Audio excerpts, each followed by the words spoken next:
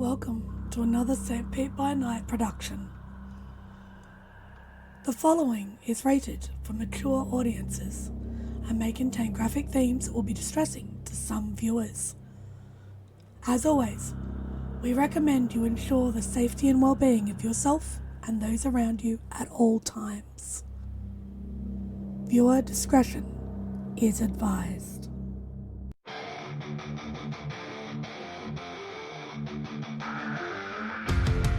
In the heart of night, we rise from shadows, howling at the moon, igniting our battles, cleansing Gaia of an endless fight. Until our final days, we will fight. Face band, we stand united as one.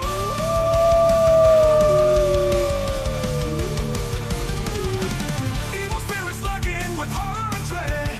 Little light leads us where the grave dare tread. Glory and honor, wisdom in our hand. Together we rise, take our final stand.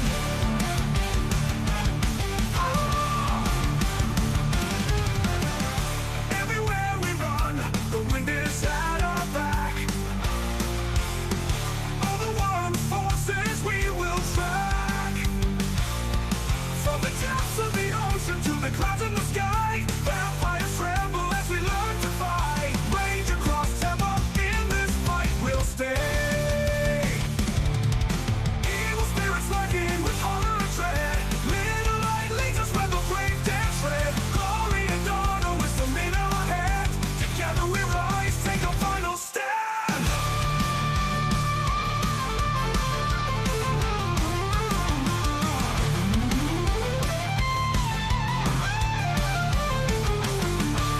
Rage across Tampa, in this fight we'll stay. Everywhere with the pack, let the night be our guide. In battles of honor, we shall never hide. We shall never hide.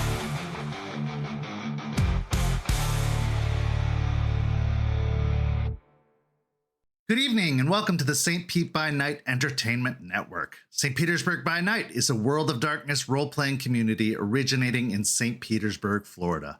My name is Kent, also known as Misha Kent on all social media, and I will be your storyteller tonight.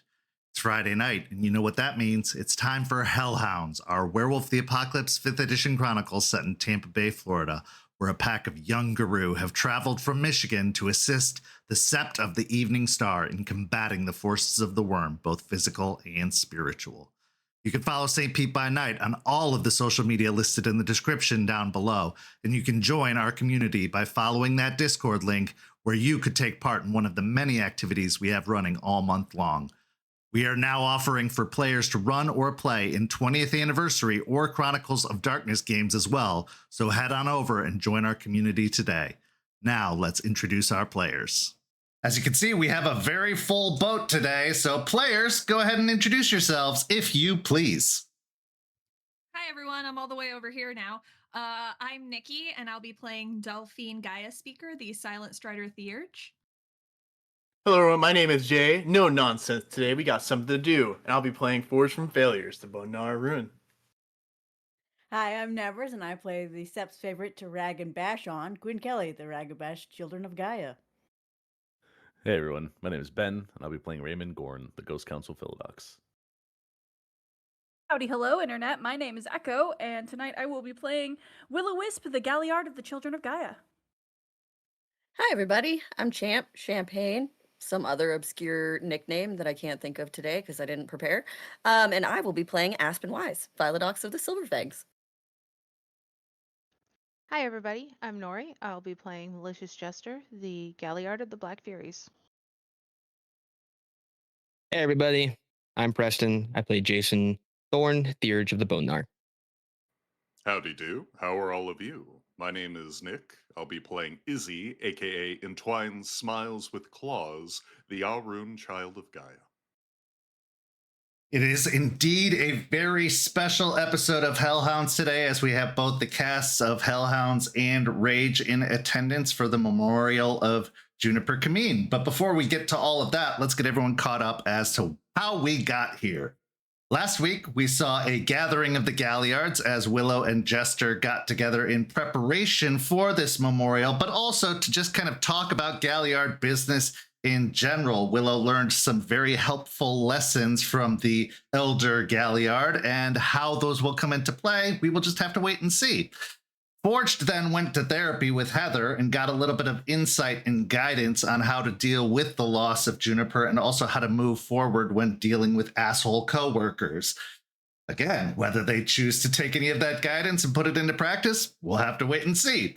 And then after that, Delphine and Jordan went on the pre-agreed date and actually ended up having an enjoyable conversation and time as that relationship starts to grow and those walls start to get torn down. Who knows what may spring up. And then after that, we saw Quinn and Terrence go for a patrol of Ybor. Quinn having some time to vent out their frustrations with the Sept, with the city, and everything involved in their past 6 months. Terrence gave some helpful words of wisdom, but mostly was there as a listening ear before scouting out the castle, one of the pre-arranged, agreed-upon locations in the control of the vampires. But just because it's in the control of them doesn't mean it shouldn't be watched over. And then finally, we saw Raymond meet with Aspen and Jester to discuss their issue with a certain worm spirit that seems to have marked them and has been hovering in the periphery. After going over some dreams that Raymond had had, they ended up discovering that that very worm spirit was possessing the Silverfang Matthias Morning Kill, and that it would be up to Raymond to remedy this issue for himself and for Matthias to see it all finally put to rest. That brings us to this week, and we start our scene at the memorial.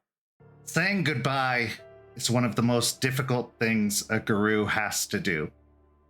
To a packmate, to a family member, to a loved one. It's something that humans and guru alike have to find themselves doing more than they would like, but especially guru, as they live a very, very violent and dangerous lifestyle. Most of them not even making it to the age of 25. Unfortunately, our story tonight begins with such a tale as Juniper Commune, Ragabash of the Black Furies, died up in Michigan, saving both Forged and his son from a certain death at the hands of the Black Spiral Dancers. To commemorate this sacrifice, the Sept has been brought together within the cairn of the Evening Star to pay homage to and to say their goodbyes to Juniper Commune in the traditional guru style. As everyone has gathered around the clearing in the center, this large rocky outcropping that seems to be the habitation of Turtle, the new cairn patron of the Sept. A roaring fire blazes nearby within the hearth that is encircled by the stones, each of them representing a member of the Sept.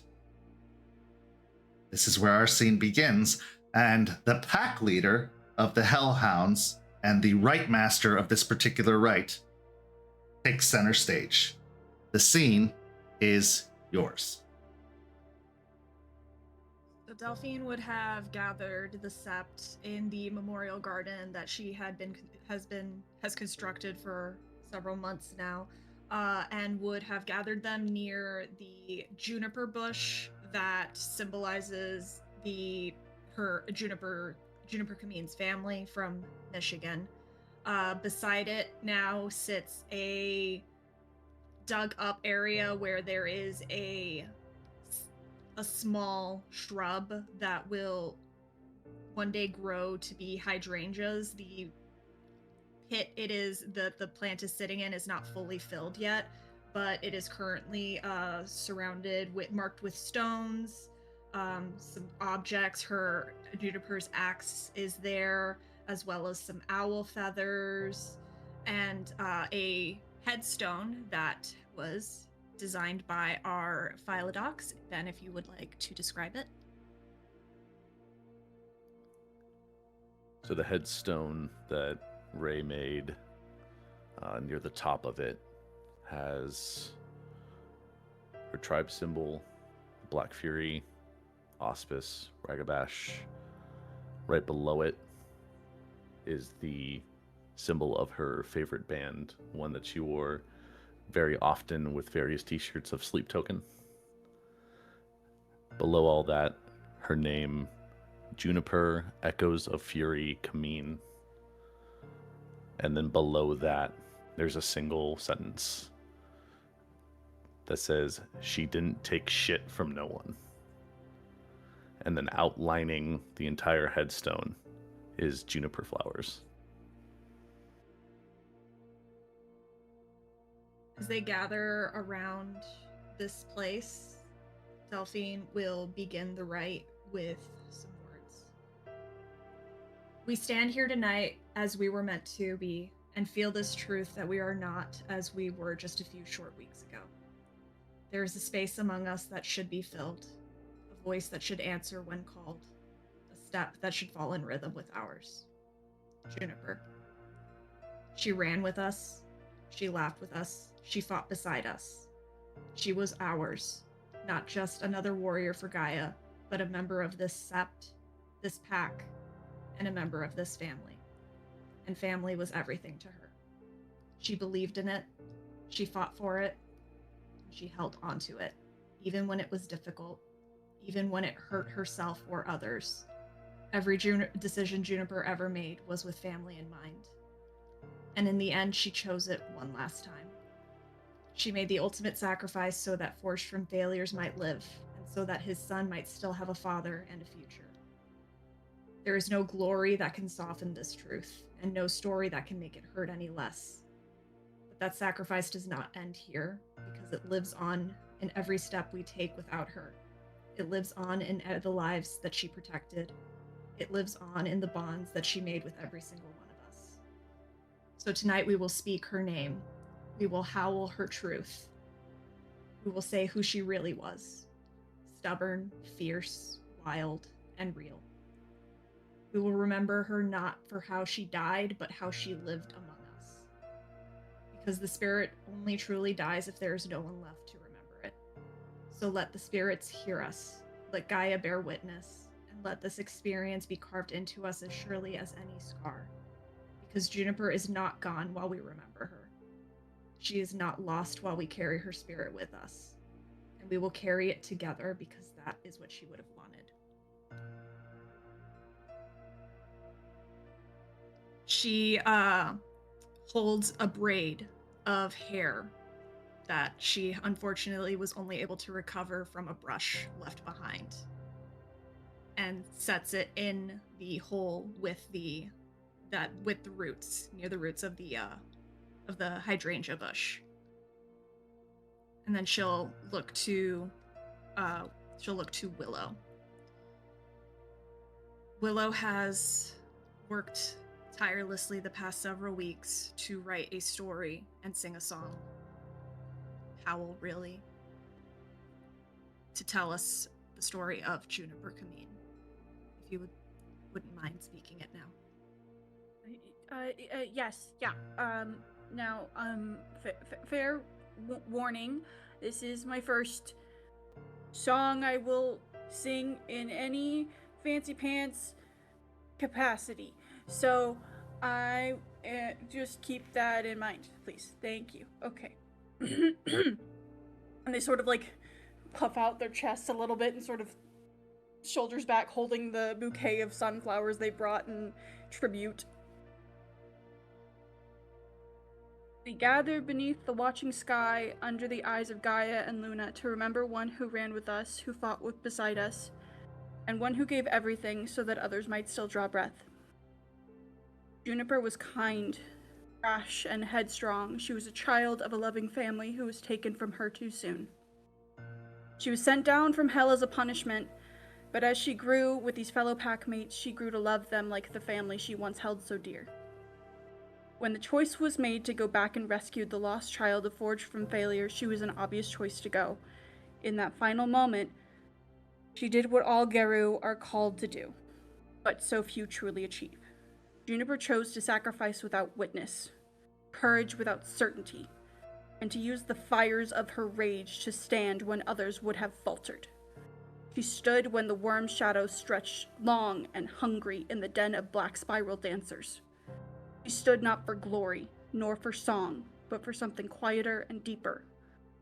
She stood for family, for a child whose future had yet been written, for the fragile, stubborn hope that this broken world might still be worth fighting for. Remember her heart, open and full of warmth. Remember the fire in her eyes when it was time to fight tooth and claw. Remember that even in a world cloaked by corruption, she proved something pure still survives.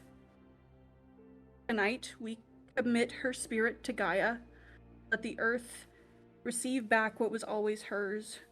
Let the wind carry Juniper's name, let the spirits remember her. And let us who still walk carry her story forward, not as a loss, but as a promise that we will stand as Juniper stood, that we will fight as Juniper fought, and that when darkness comes, and it will, we will summon the strength of the one who burned for those she loved, and we will remember the one who did not run.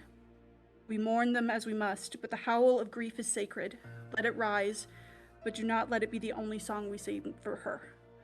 And Willow will breathe, throw in the bouquet of just sunflowers, and then we'll shift into Lupus and give the most mournful, pained howl that like almost cuts out because you can almost hear the throat choking from trying to push back sobs, and just howls out loud and proud.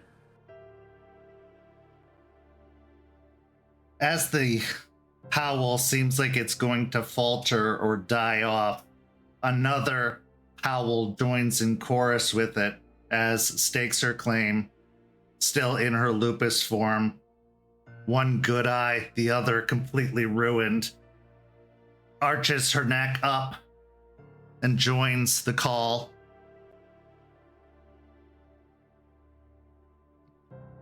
Delphine stays in Hamid form, but does join the howl. Orange and Hamid will do the same. Ray will also do the same, staying in Hamid and join the howl. Quinn will shift into Lupus and join the howl.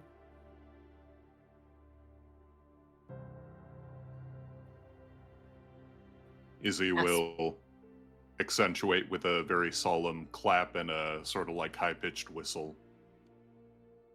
Aspen, in solidarity for Stakes, will shift into Lupus near Stakes and howl as well. Jester will shift into Lupus and join the howl. Jace will also drop down into Lupus and join the howl. As the song rings out, echoing off of the trees, off of the rich, fertile grass, it raises up to the skies, to Luna, to the stars up above, showing the way, but also sending the longing tones of a pack with one less member.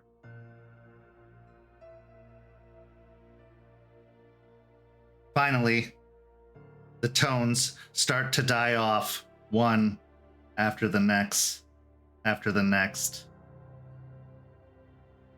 But the sound lingers just a little bit longer. Holding on, holding out. Mourning. Before finally fading away.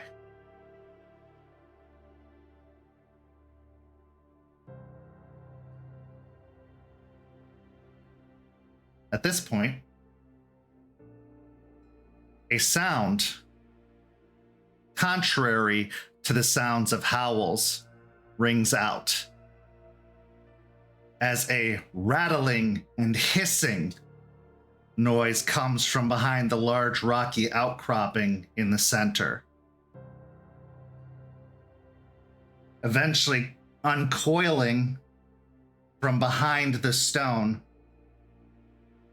a large, almost terrifying woman appears. But not just a woman, as her body turns into the snake form at the bottom and her hair splays outwards. A series of snakes hissing, snapping, and biting. Gorgon, the patron spirit of the Black Furies, slithers her way forward from behind the stone, moving to the crowd that almost naturally parts as if they have no other choice.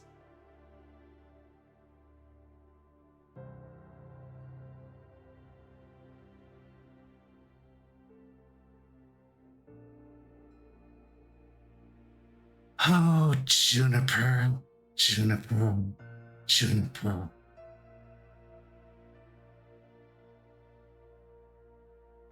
So far gone. And gone with a name on her lips. A plea, a cry, a call. But not to me. She begged for aid. She begged for assistance as Forged lay dead. She begged for fire.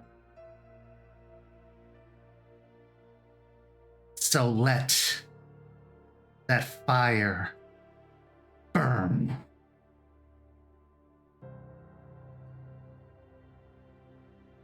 At this point, Gorgon slithers up to the stone and reaches out, smashing the top half off, cutting her symbol from the stone altogether.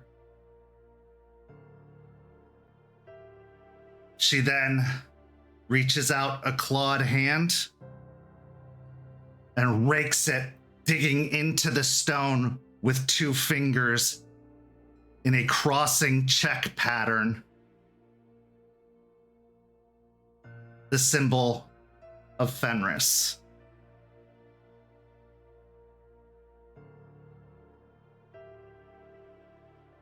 Let that be a reminder to all of you what you get when you ask for the wrong kind of money.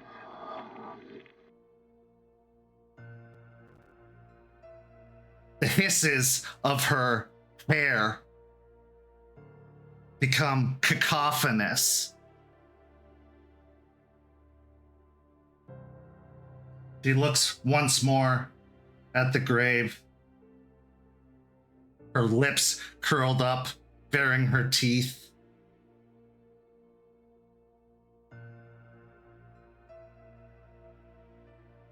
Enjoy your mourning before he comes for you, too.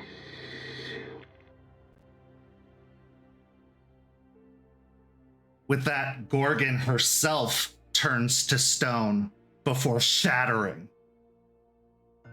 leaving nothing in its wake.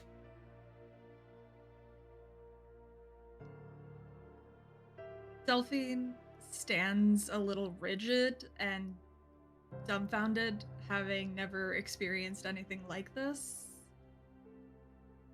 Despite being a guru for 2 years, this the only time that she's ever done one of these, and never once has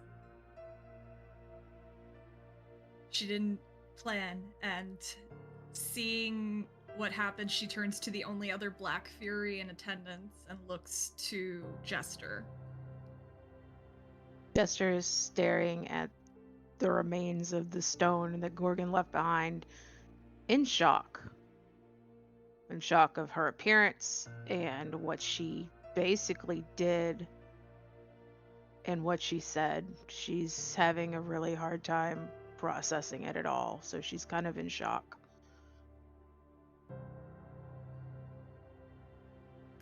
Aspen will step forward and put a hand on Jester's shoulder. It's unfortunate what we just saw, and that was the end of Juniper's story. But a sacrifice was made regardless, for all of us, from her. And we can't forget that. The spirits should be respected, and Gorgon has her reasons. But we're here to mourn, so let's continue to do that. And she'll walk up to Delphine and smile at her and kind of brush her shoulder as well. Delphine nods and just gives a sad look at the tombstone that Ray had worked so hard on, and just sighs before speaking. Where we came from, Fenris was always at our heels, so it's not something that's too shocking, at least from my standing, over what happened, especially in such a dire moment. But it does, like Jasmine said, it doesn't change why we're here and what we've come to do. So I'd ask those of us who were close to her, those of us who knew her, those of her who ran with her, to speak and to say your farewell, to tell a story, anything really, to give an offering in honor of Juniper, because we will continue to honor her despite what just happened. And she'll look to Willow. Willow, your story was lovely and spoke volumes of everything Juniper did with her life, despite how short it was. And we thank you for it. She'll look to Quinn. Quinn, I know you didn't know her long, but did you want to say anything? I do not want to say anything, but there is something I would like to do. Absolutely. Is there any paint or anything around that Quinn could use? I think you could probably find some, yeah. Maybe over by the workshop. Sure. Quinn will take whatever color paint there is, and he is going to, on the tombstone, paint over what Gorgon did, the glyph of spirit. Okay. Go ahead and roll me we'll go intelligence and craft.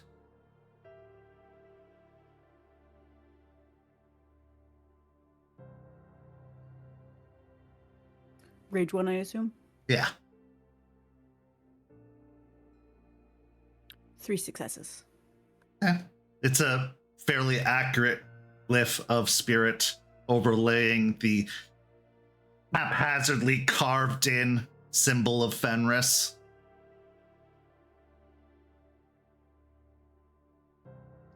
Delphine looks at that and smiles a little bit and just gives the softest of chuckles and nods to Quinn, thanking him silently. Quinn will step back and away so everyone else can have their moment. She'll look to Ray. You were her pack leader first.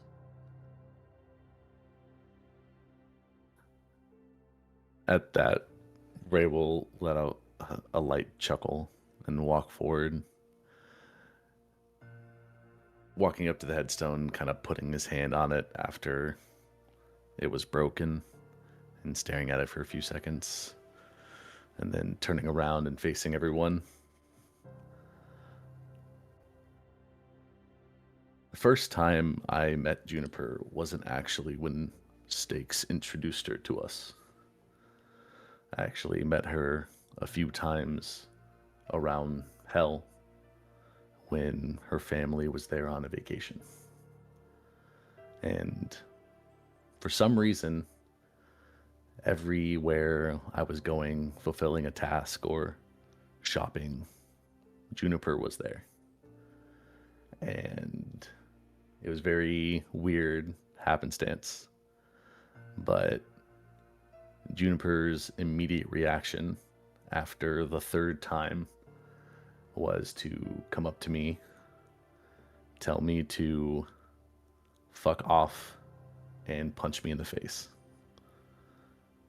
And I think that embodies Juniper very well. I'm not saying that it's a bad thing to be like that, to confront something that you perceive to be bad, confront it head on and with assertion. Juniper was very emotional, very headstrong, and very rash in decisions. But that emotion that she felt ended up spreading to affection towards everyone in the pack. And that headstrong that she was ended up allowing her to confront us when we were wrong and confront us when something needed to be called out. And that rashness that was there, she put herself in danger for us without a second thought, without thinking about her well-being. So everything that Juniper was that can be perceived as bad or not a good quality was in turn something that I respected of her greatly.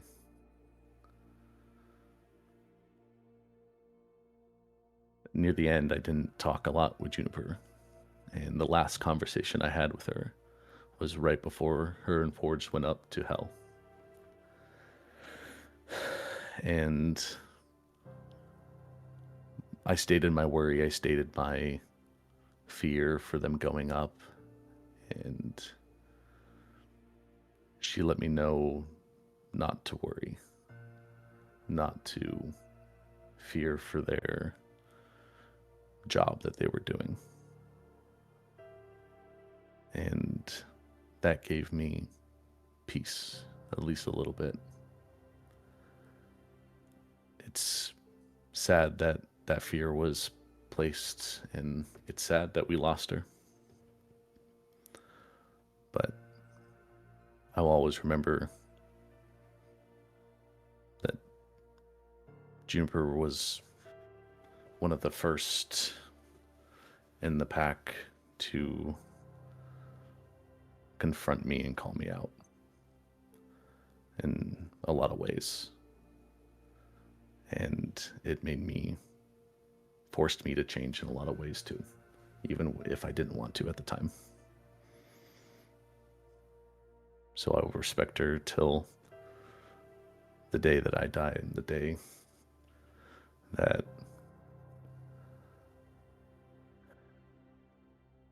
and with that, Ray will kind of just walk off and back to the group.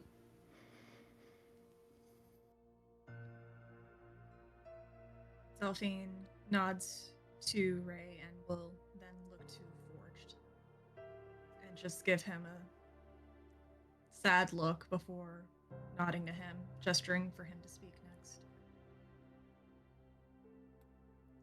Forge will walk up to the pit, kind of stare in it for a moment.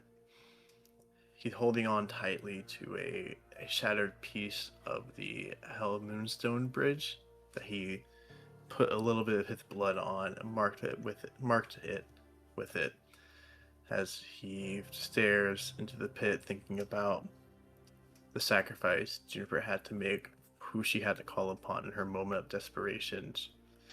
He'll take a deep breath, recompose himself, and leave it by the side and turn around. Me and Juniper, no secret that we really didn't get along. We fought quite a lot, both then verbally, then calling each other to death. And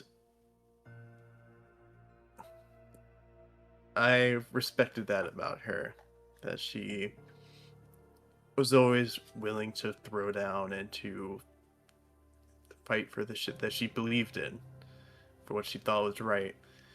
And she wasn't afraid of what might happen if she does that. And that fearlessness, I envied it. I wish that I could be that fearless, but he sighs and looks down, kind of shaking his head a little bit.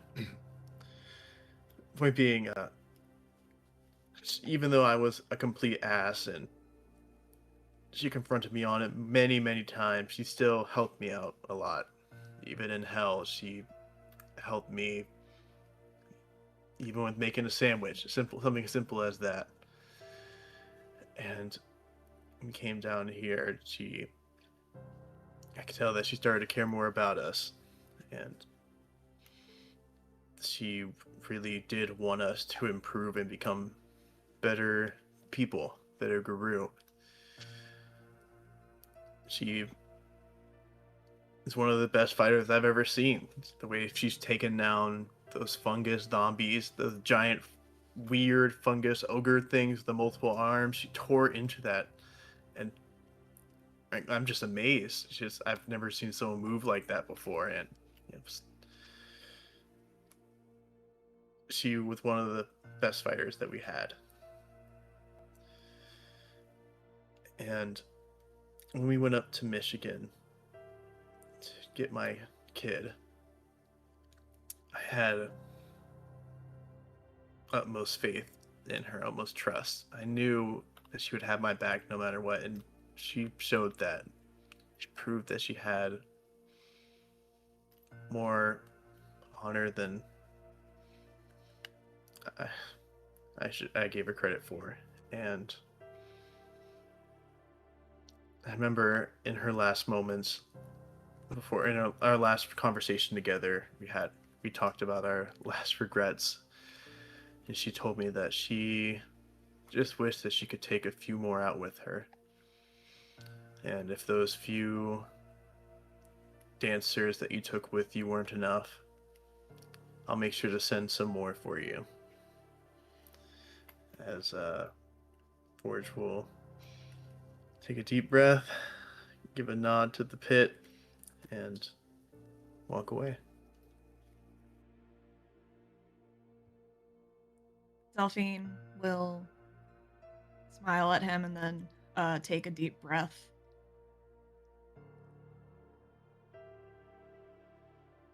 Me and Juniper didn't have the greatest relationship for a bit there, which is no secret to most of you. I think back to the moment it all started. Just a little lie. And how it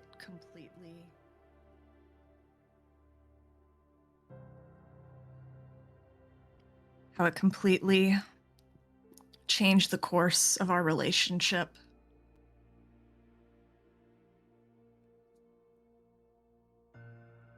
I think back to that lie and how I should have just been honest with her. And just so that, because I wish we could have had more time to be as we are now, things could have been different.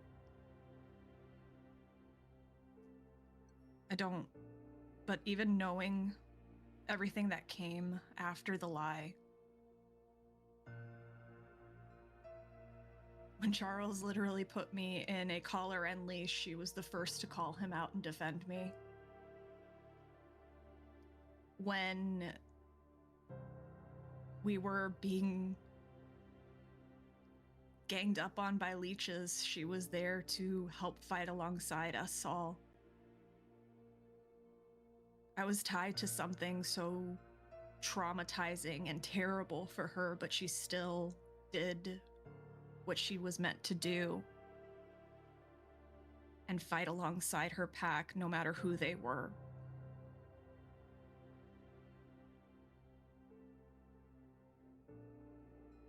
If I had one regret, it's that we didn't have more time together. I feel that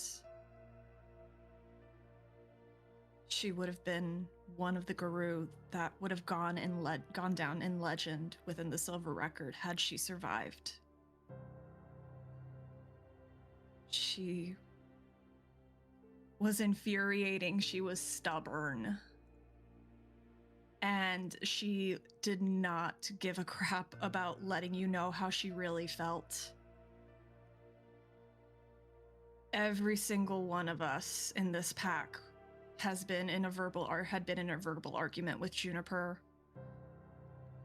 And every single one of us is going to likely miss terribly not being able to do that ever again.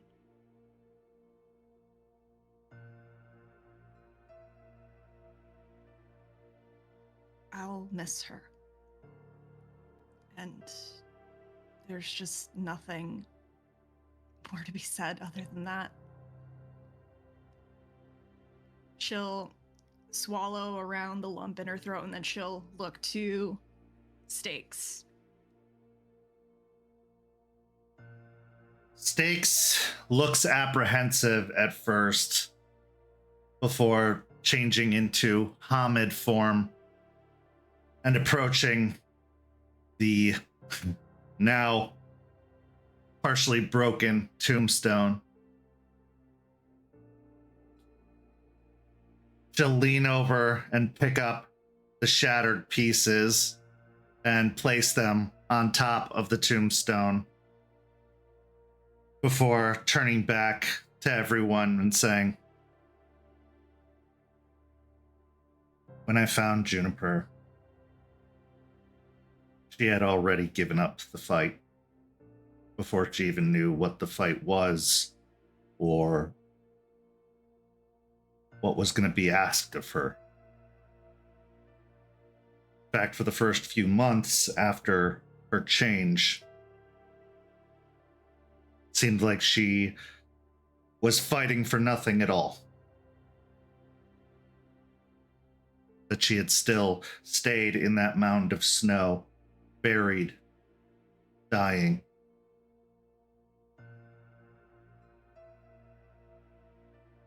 I'm proud of her for dying for something, for someone, for fighting back and sacrificing herself for Gaia. Because that's what's being asked of all of us.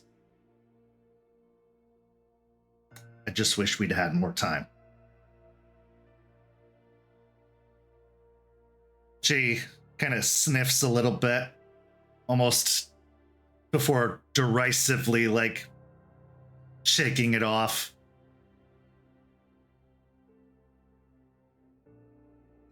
"Goodbye, pup."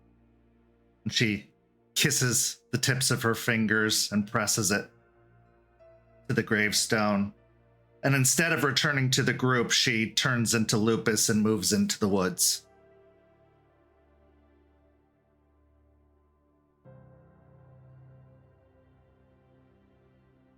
She then turns to Aspen, Jester, Jace, and them, and she just bows her head in deepest respect to them. She's not here to thank you, but you gave her and all of us a home here, and you welcomed us here.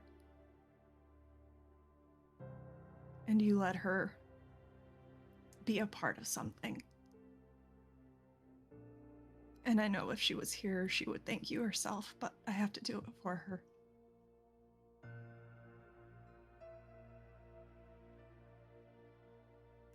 Aspen will nod and smile to the group. Jester nods, sadly. Still a little shaken. Jace will stand there rubbing his hands, uncomfortable with the whole situation, but nod to everyone a little bit of confidence.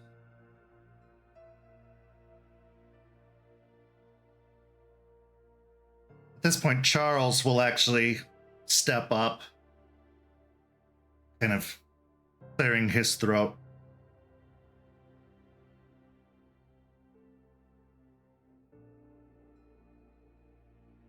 A sacrifice like this is easy to take for granted.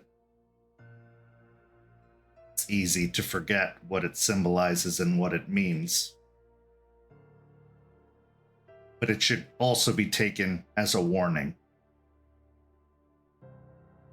The stronger you get, the more gifts you gain access to. It's easy to become overconfident. But remember, danger is always within our reach. Juniper knew that. So should we all.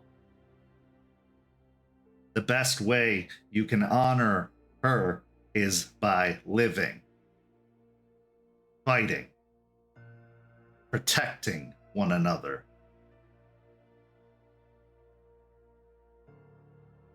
Otherwise, it'll be your names we're saying next. And none of us want that.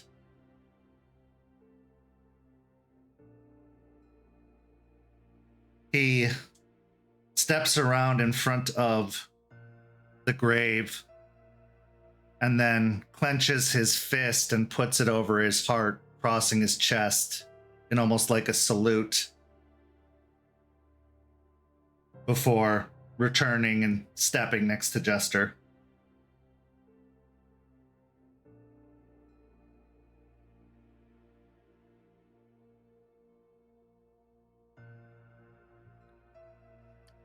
Delphine will thank Charles with a nod and a smile. And then she'll take a deep breath. Juniper, run now where we cannot follow. Rest where we cannot reach. But know this. You are remembered, you are carried, and you are still a part of this pack.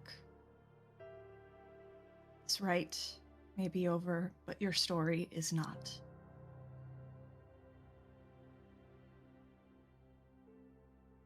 And she'll start pushing, like kneeling down on the ground and starting to push some of the earth into the hole around the shrub. Forge will come up next to Delphine to help. One part, the physical labor, but then the other, just trying to be hopefully a comforting presence nearby to help with this emotional burden, emotional toll. As he's doing so, he'll say kind of a little more quietly, Delphine can hear. He'll say, "Sorry, Juniper, I'll make sure I'm around long enough so I can take my son to come visit you, so he can know who made sure we can have our life." Before the hole is closed, Willow, still in Lupus, will rifle through the front pocket of the hoodie, pull out this ragged sheet of paper that's covered in scribbles, and just toss it in the hole before helping Barry. As the hole fills, leveling with the earth, so too does the Rite conclude. It's hard to say goodbye, but no guru truly dies as long as their memory lasts. As long as stories continue to be told, as long as laughs continue to be shared, so too do they live on.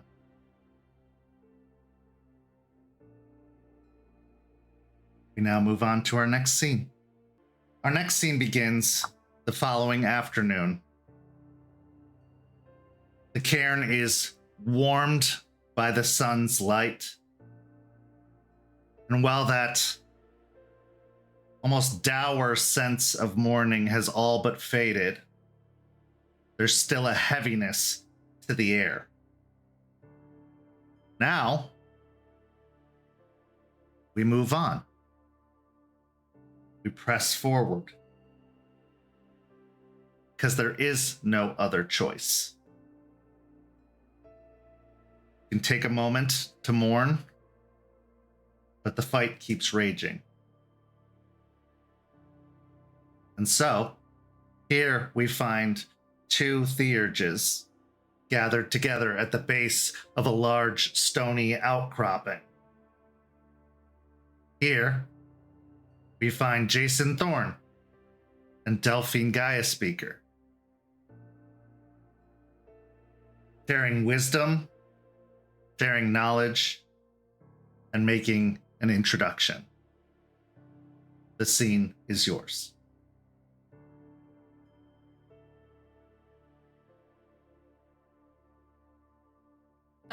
So Delphine will just be looking between the rock and him and Jace and just be a little like uncertain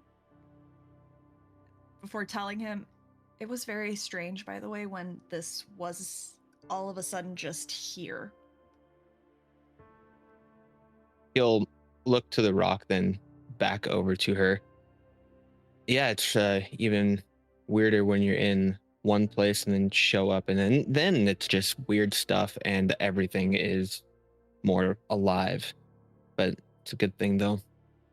It's I'm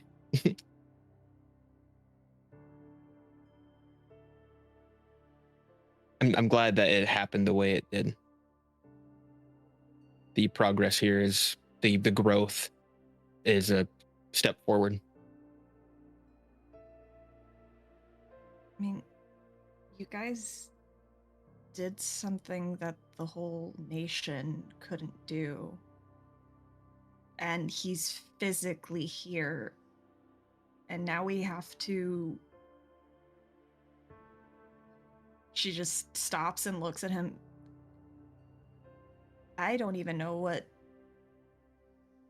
how do we help him? What do we do?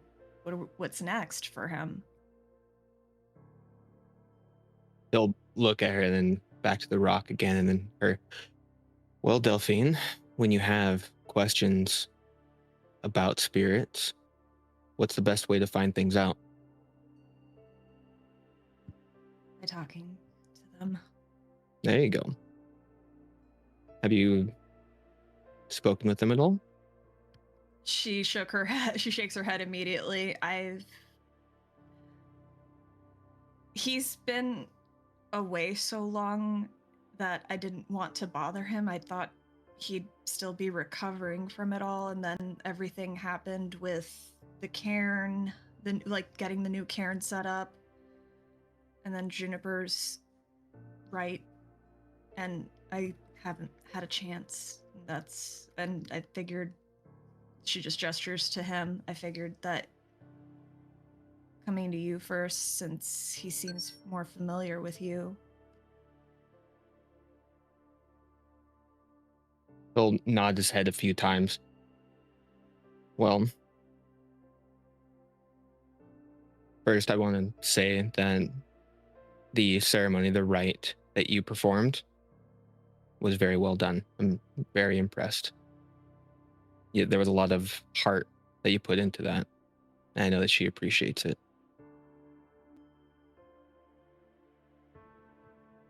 Well, I wouldn't be a good silent strider if I couldn't perform a good gathering for the departed. It's fair. And as far as talking with Turtle, yes, they've been gone for a long time, and the recovery process, but with spirits, time is relative. But if you'd like to speak with Turtle and you want me here to help you with that, I'm gladly willing to stay and let you do that.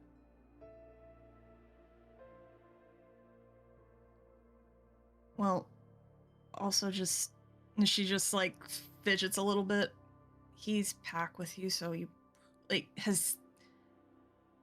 Charles has been hinting that he's not going to be around soon, and I'm just worried about keeping this place safe, and now about keeping Turtle safe too.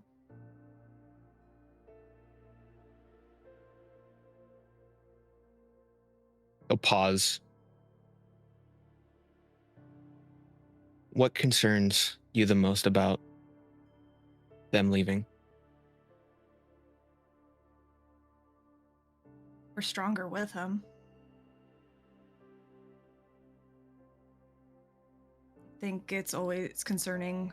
It would be concerning if any of you guys leave. When you guys left, when 4 of you left, 5 actually, for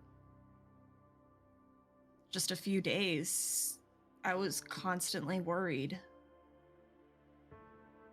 about keeping this place safe, about keeping everyone safe.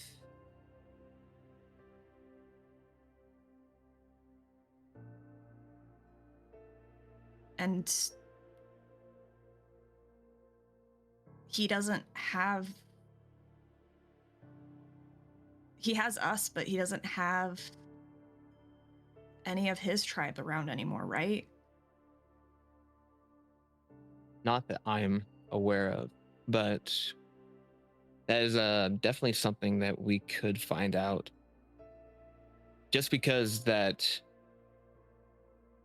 turtle was gone doesn't mean that the teachings in which they bestowed upon Guru as a whole have disappeared. Things may still be practiced by them. And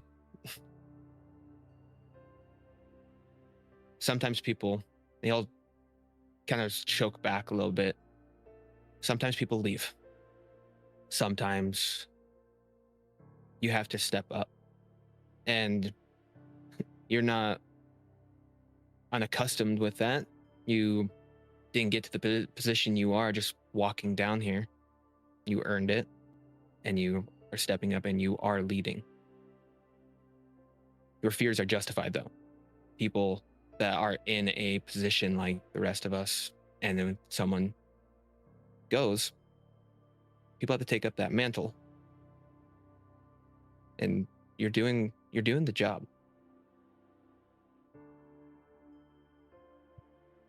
Trying to accustom myself to the idea that we're going to keep losing people, and we're going to work hard to make sure that that doesn't happen, but it's not something that's entirely preventable by us.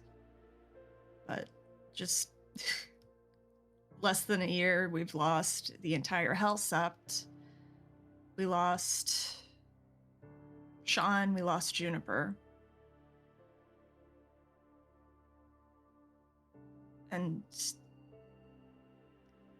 she looks at Turtle. Want to just focus on trying to make sure I can keep as many people and spirits safe as I can. I bound myself to here. This is his place. He's the Cairn patron. I want to make sure I do right by my moon, by our nation, by me. Jason, even though she didn't say it, your mind automatically filled it in. Because of that list of fallen, there's another group as well. Your old Sept. As far as you know, all of them eliminated, except for maybe one, the betrayer. But she didn't need to say it for the sentiment to be there. This has been a very difficult year for the Guru. And somehow, it feels like just the beginning.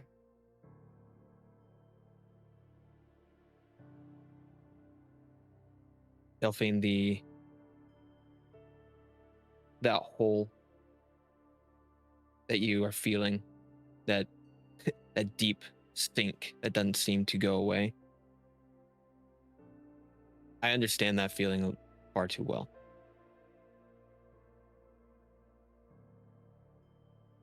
One of the sadder moments is when I found out what had happened up there is I was going to go do something very dumb that would have gotten me killed.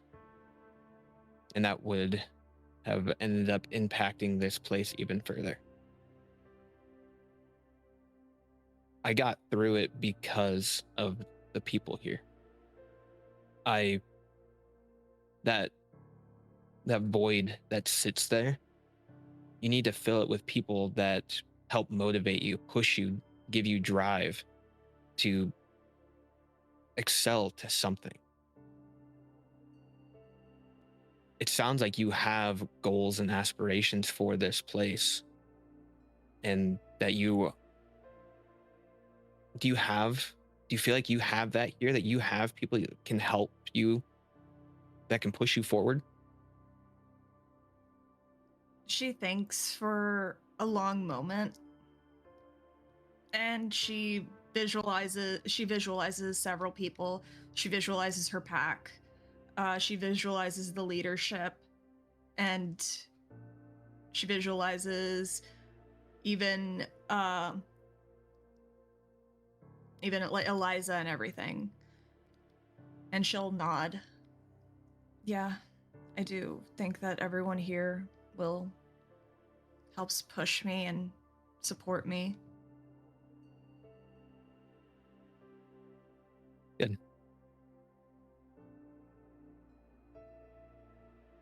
We are. I also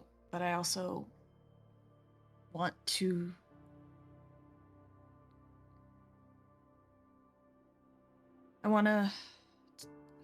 It's dumb, but I want to be the one doing most of the supporting.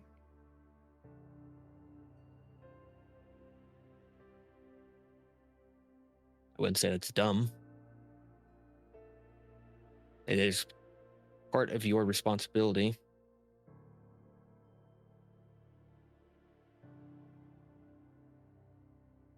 What support do you feel like you're needing, though? Is there anything that is lacking? Because if you're going to try and help a patron, you need to know how to help yourself.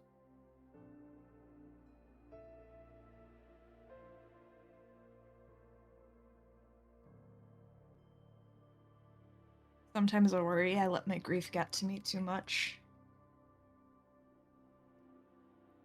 I can't help it. I feel a lot. I'm trying to keep a tighter grip on it, but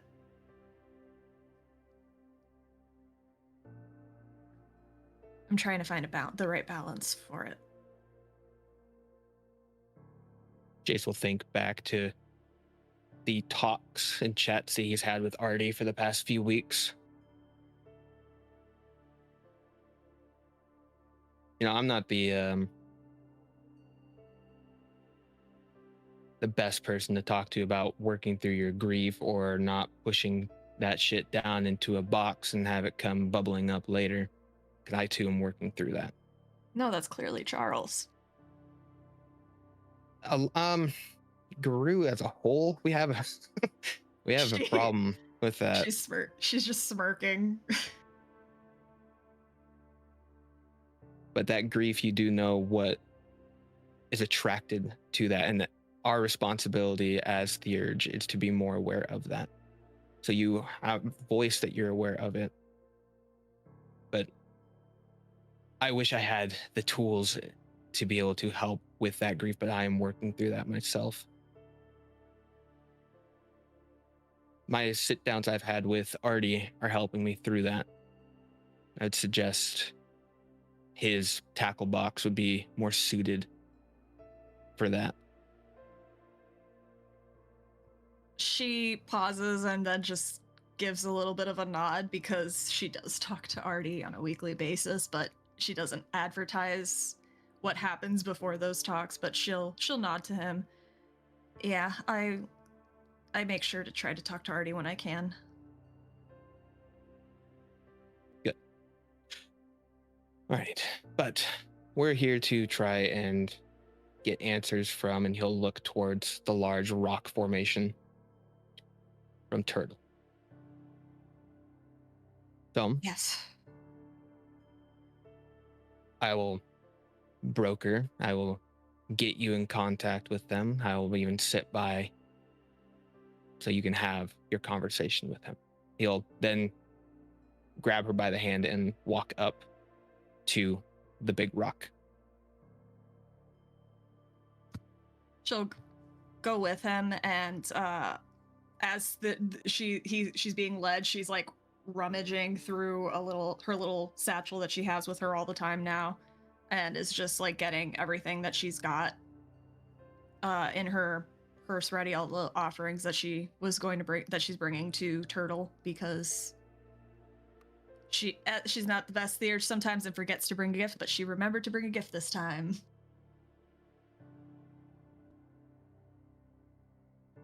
Okay, so as you present your offerings in front of this large rocky outcropping, how do you call to Turtle?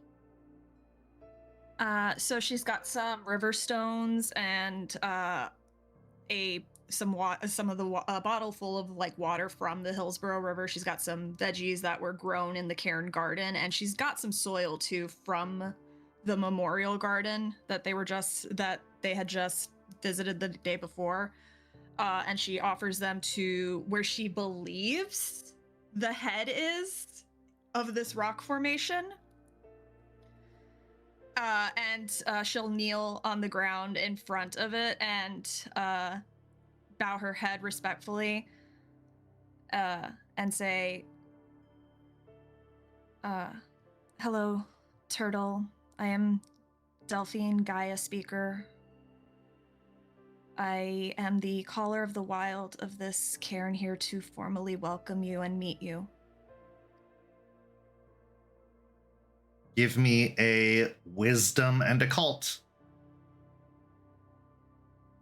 That's better than I was hoping. That's better than what I thought I was going to get.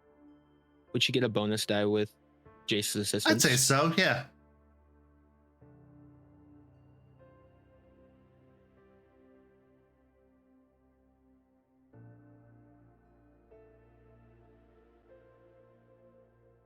Fun, real power. 2 successes. For several moments, there is no response. Nothing stirs. You wait, holding your breath, hoping for some kind of response, before one comes. The sound of a long, lingering yawn.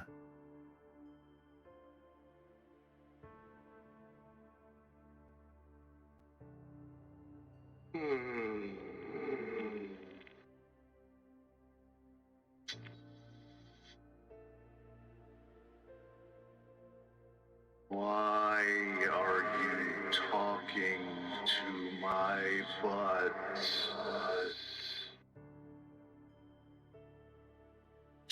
She stares, and then she looks at Jace, kind of just being like, you could have told me. This is your thing. I said I'd help you talk. I wasn't sure if you wanted to talk to this end, and he'll start walking towards the other side. She gives him continues to just glare at him a little bit, but not in a vindictive way, and she'll just get up and move over to where his head would be. As you approach the other side, you see another smaller rock at the base of this large rocky outcropping, but this one has now spawned 2 glowing orbs in the form of eyes, and as it starts to shake off, the stone turns that color of green. A mouth breaks out across the rock and starts to open and close as it speaks. Even the shell, the larger rocky outcropping, seems to move up and down as if it's breathing. Apologies. I'm from the north and we don't have a lot of turtles up there.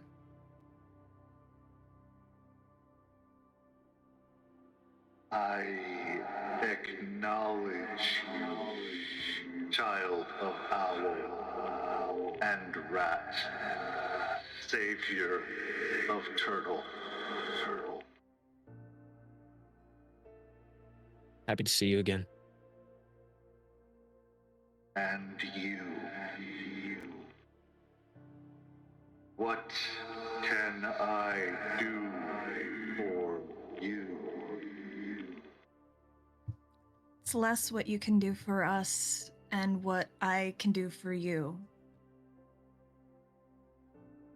You've returned after so many centuries, I feel, and she looks to Jace for confirmation on that.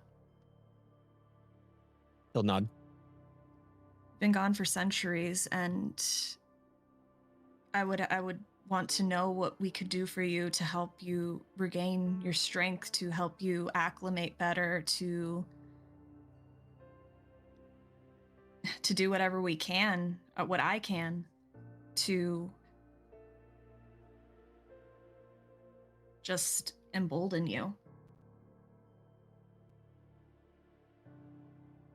The world has changed much while I slept. My followers tell me stories of the old days, but I am still very confused as to what the world has become.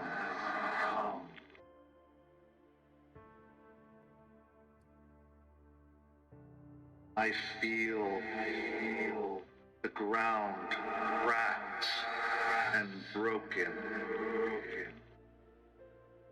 The mountains sinking to the sea. The waters growing thick.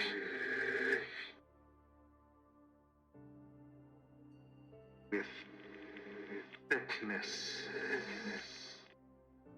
and debris.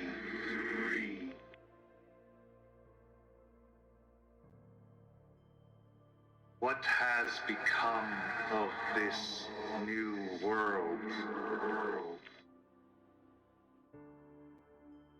What has changed?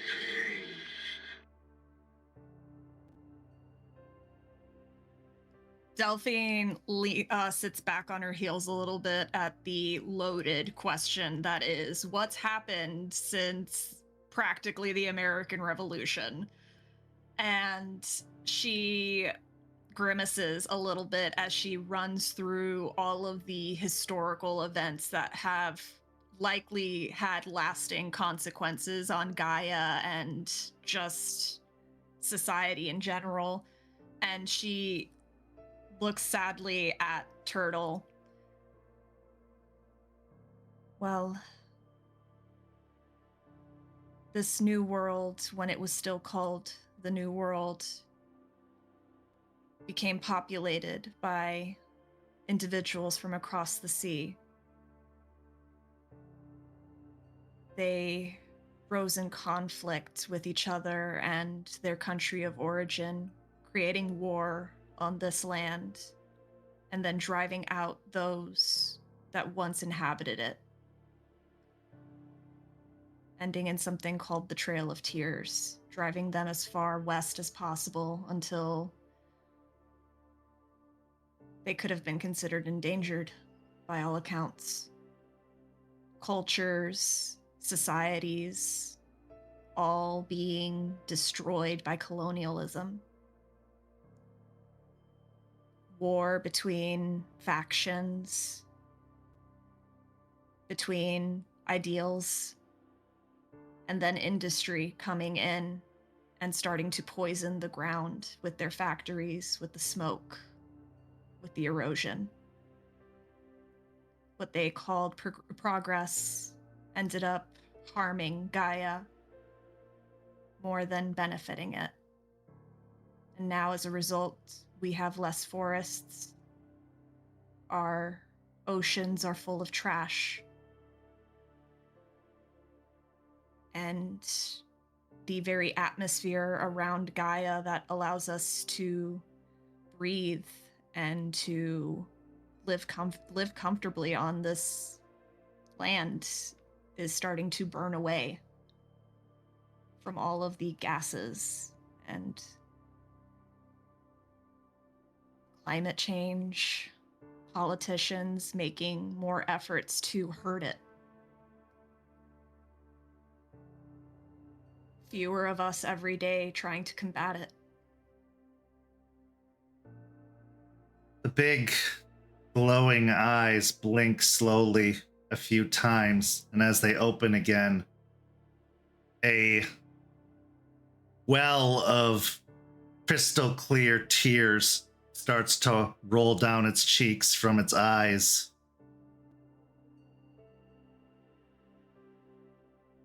Then it was pride.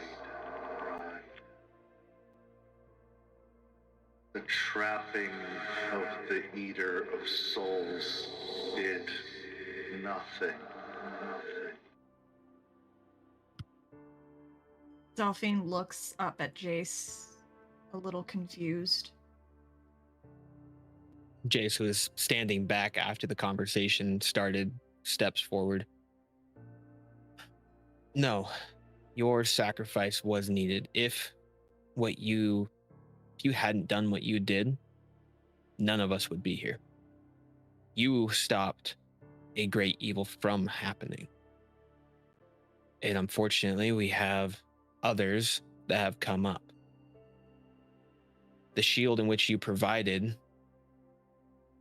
laid the ground for us to be able to walk on now. But with you being back, I wouldn't ask for you to lay down the way you did again, but aid in shielding with what is going on.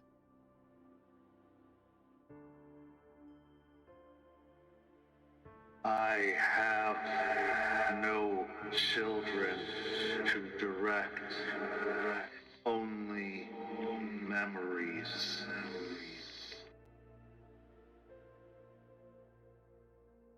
But does your return not potentially give opportunity for those children to come about again?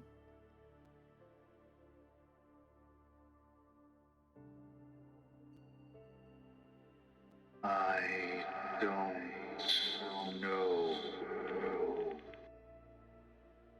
The time I came from,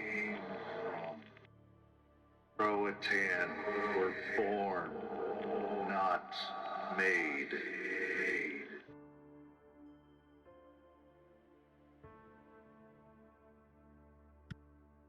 As we know it now, the Guru choose what tribe to be a part of, or are chosen by their patron.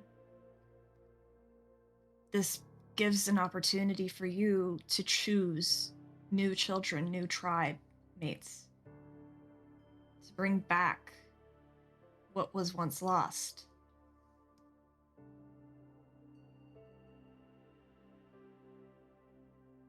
Bring back to what?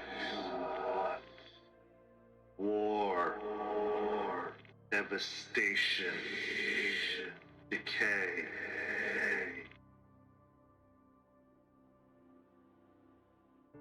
I failed.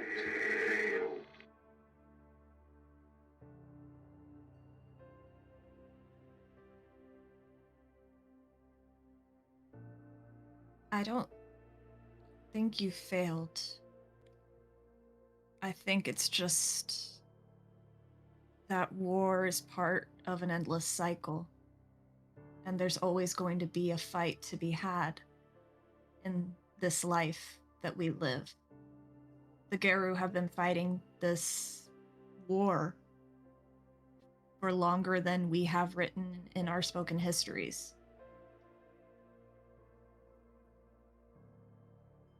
But with the Croatan back, we could potentially turn a tide in that war.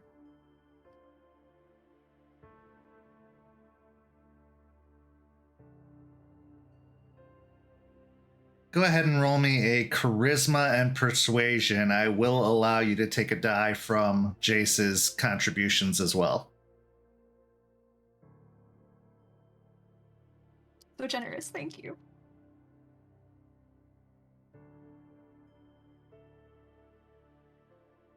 I'm gonna burn another willpower.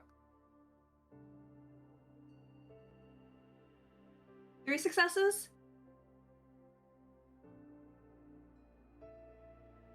Turtle considers this for a moment.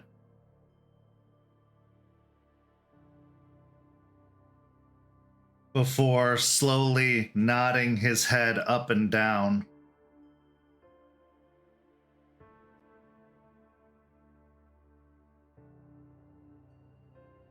A war without end is merely just existence. This war must end.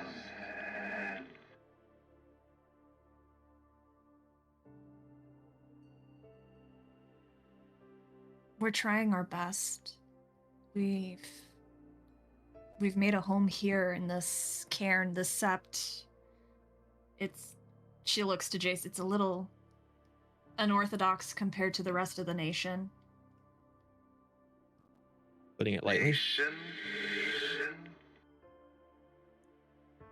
She blinks and then realizes he has no idea what the nation is.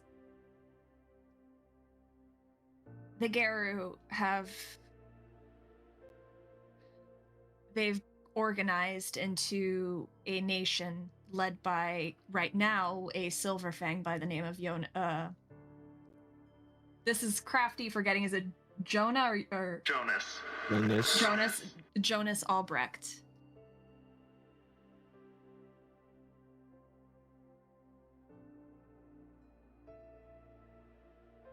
Colonizer.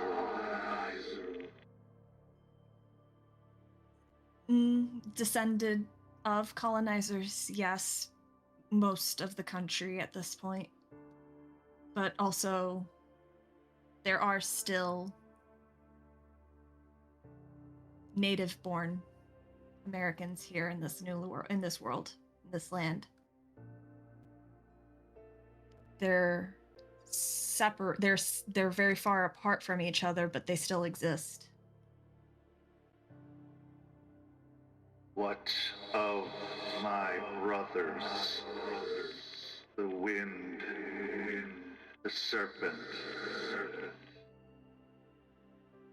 She thinks for a moment, trying to translate it, and comes to the conclusion of Gale Stalker and Horned Serpent. She'll nod to him. The Ghost Council and the Gale Stalkers, they are still alive and well. We actually have one of the Ghost Council as part of this Sept.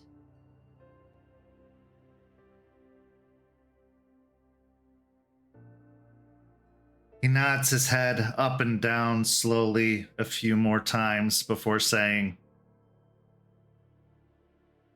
Good. Then all is not lost.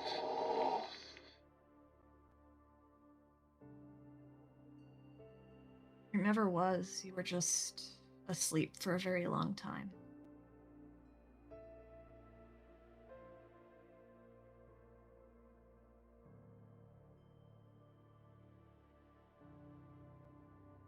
When you must sacrifice not just yourself, but all of your children. It is more difficult to be optimistic. Jace will step forward at that point. Your sacrifice and that of your children. We all owe a lot to that. And your brothers are still able to have those children because of what you did. And they are strong because of the sacrifice you made. And now that you are back, I'm sure that they'd be more than happy to see you once again.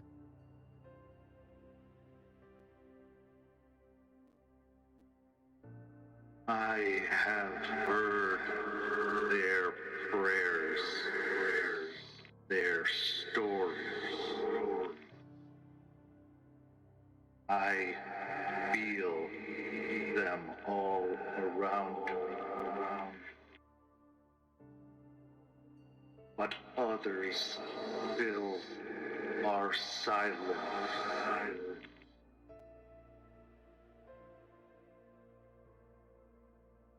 What do you mean?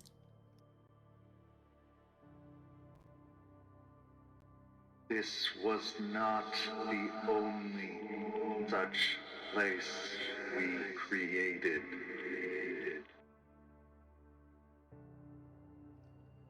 So the other cairns, you mean? Yes.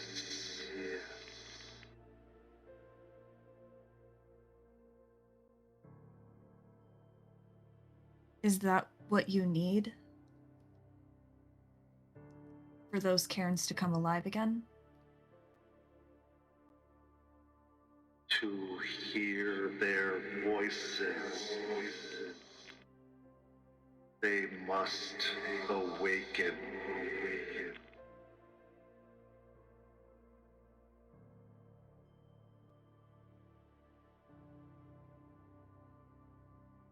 She'll nod and furrow her brow, already a little daunted by the idea of that task and how long it can take.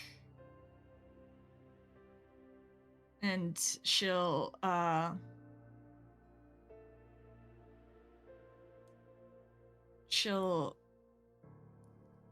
lay her hands on her lap as she considers that. Is there another one close to here?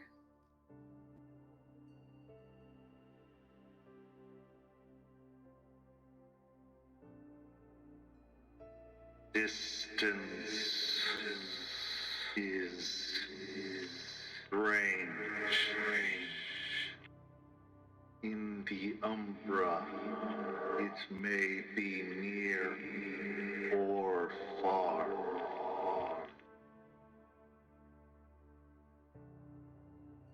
My children knew how to find them, how to build them.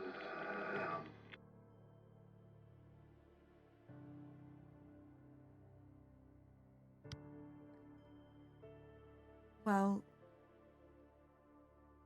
we have kin seekers in the Sept. Several talented ones. We could, as we find kin, perhaps you might find those among them who you would consider for to offer patronage to. Jace will lean down towards Delphine for a moment. We also have access to Croatan knowledge here at this cairn. We might be able to find out where these places are even without them being present. Yeah. We can do that for him while hopefully his tribe starts coming together again.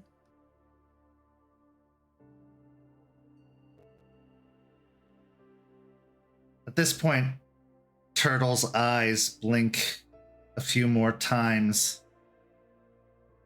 And then around the main rocky shape that is its form, you see small glowing cracks start to appear in the ground around him. stretching only about 3 or 4 feet outwards in every direction, almost like a tree taking root into the ground.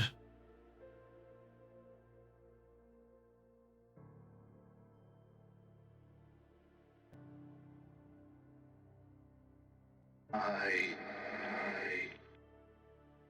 feel the earth.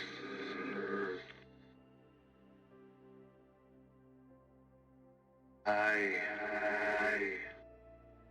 sense the future.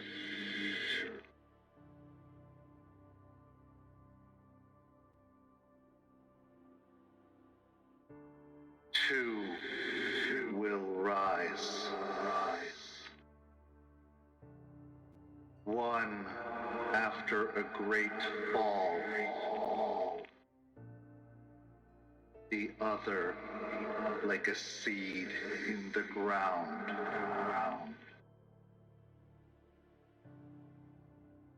They will know the way.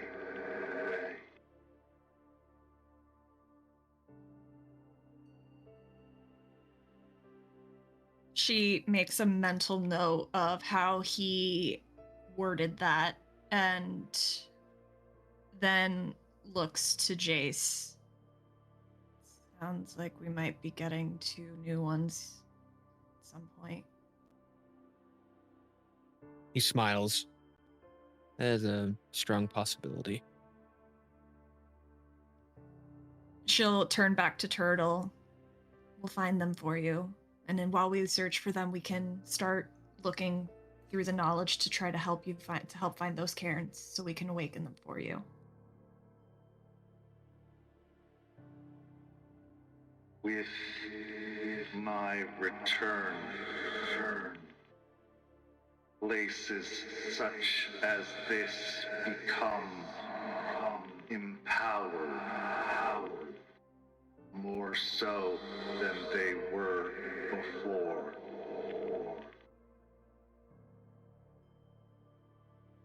With every equinox, every solstice,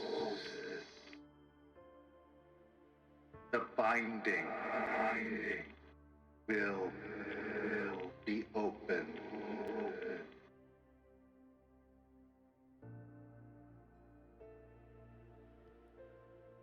She looks, that's how we found ourselves. That's when we found ourselves, right? He'll nod to her.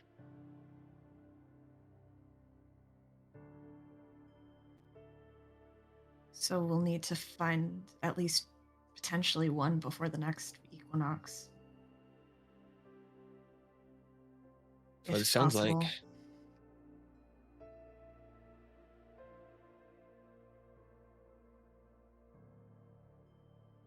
They will be able to transport themselves through the earth to these places.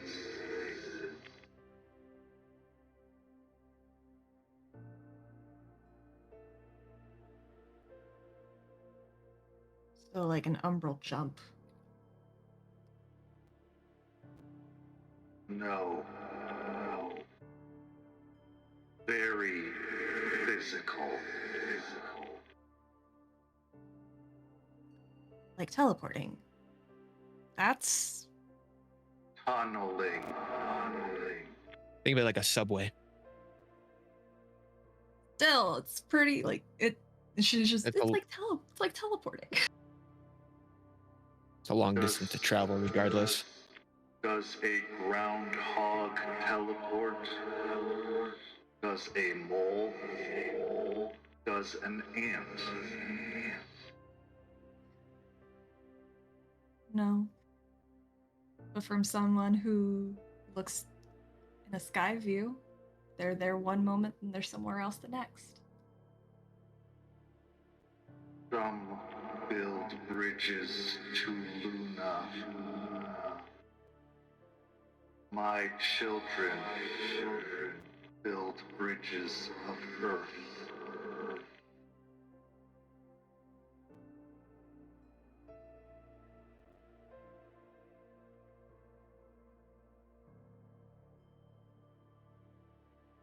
Oh. She'll rub her temples. So, potentially finding 2 new Croatan and then finding these cairns. That's something we can do. That's within our capabilities.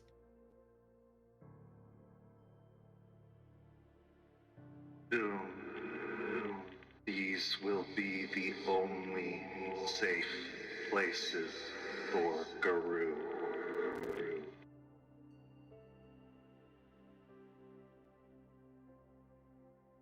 Well, isn't that some shit? Okay. That's really heavy. Willow did have a vision. She said from Ember, she said something about it being like past, present, and future. And the future one was like a black shadow following a van that's from the hell area. I can only imagine. And then Aaron's warning from Forged. They're gonna come at some point. Who knows if they might attack other Septs on the way. Or if they already have. Not exactly in the know with a lot of them.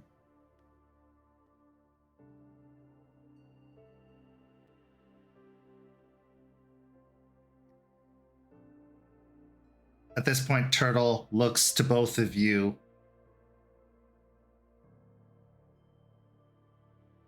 You who speak with spirits, who guide, who nurture.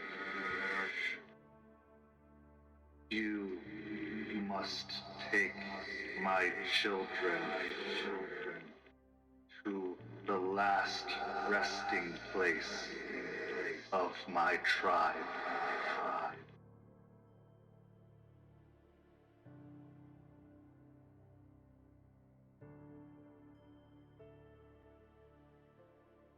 Where would that be?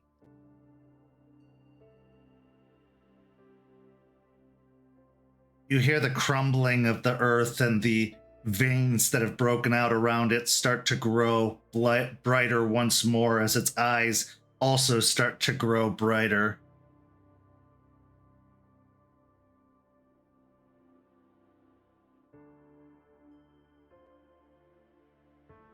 Roanoke.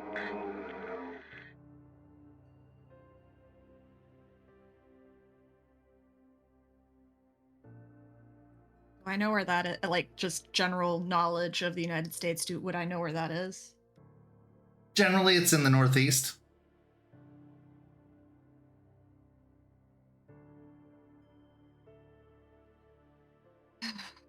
Road trip in the future, too. And she'll nod. We can do this. We'll do this for you, Turtle. We'll take them to Roanoke. We'll take them. We'll help find those cairns, and we'll get things going for you again. Turtle nods his head slowly a few times.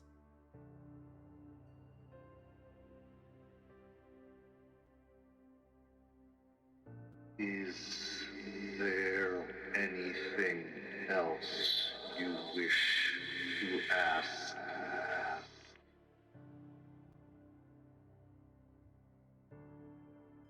No, not at this time, but if there's anything you need from us in the meantime, don't hesitate to call upon myself.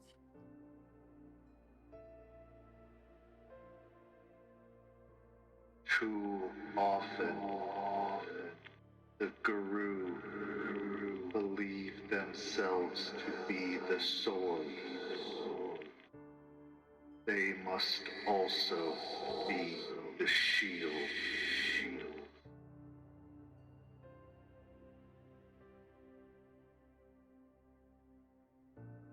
It's definitely what I want to try to do here.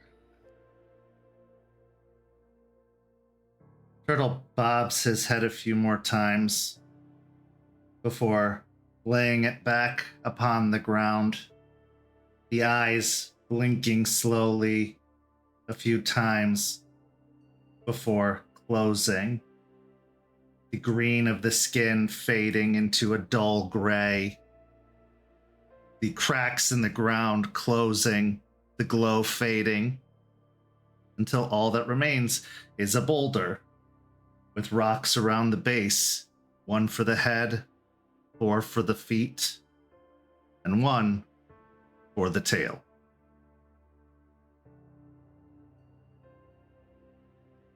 She sits back and then just looks up at him.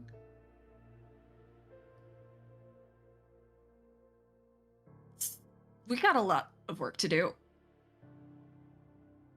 Yeah, you do. Yeah, oh, fuck you. I will help where I can with this. But you are the one that went and talked to him about this, and he talked to you. Okay, about it, yes, not I me. know. I do want to help him. So I'm more than happy to do this.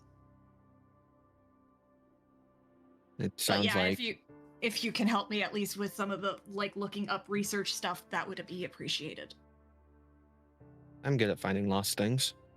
Yes, Bonar. That's why I ask. You're better Yeah, at that I'll than help you. Forged. I'm sure Forge does their best. Forged is better at getting dirt on people. Well, it's still a way of finding things out. But it sounds like the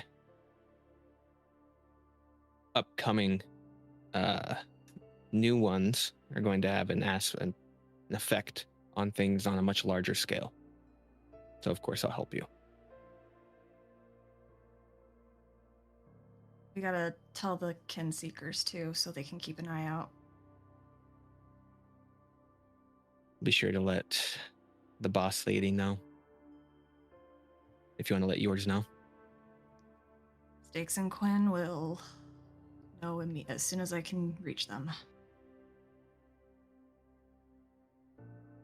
So as the conversation comes to a close and the two of you go your separate ways, what's going through your mind after these words from Turtle? Jace, we'll start with you, then Delphine. Jace, one, he's very impressed with the conversation. Delphine did well with giving respect to Turtle and giving Turtle time to speak. With Turtle, the way that they articulate, it can be hard to not just jump in. So her patience with him, he's very happy with. With the warnings Turtle gave and the ever-growing smorgasbord of things that need to be done for the Guru, it just keeps adding on. He's trying to figure out where within this spiraling disc of things to do, he needs to place this Croatan issue. Is it something that can be on the back burner, or is it something upcoming? With time being ever relative, it's hard to say, especially with Turtle being so out of time. So he's trying to process that aspect. And Delphine. She's very pensive about everything that's going on. She was a little thrown back at just the knowledge of how long he was gone. Like seeing it, like saying centuries is one thing, but then having to recount everything to Turtle was kind of heartbreaking for her, because it is just such jarring information, and she tries to picture a world that he knew, comparing it to now, and it must just, she can understand why he felt like his sacrifice meant nothing in the grand scheme of things. But she appreciates Jace having been there, because he was right. In giving meaning to Turtle's sacrifice, because it did help at the time. it could have been their future as they stand in it now could have been a lot worse if it hadn't been for what Turtle did. But now she's also thinking of all of this future play stuff. She's thinking about potentially 2 new Croatan coming in, a tribe coming back from nothing, and them having to help guide these 2. And going out of their Sept, out of Florida, makes her nervous because she just has this mentality now, and she can't help it, that every time someone leaves, it can only mean bad things.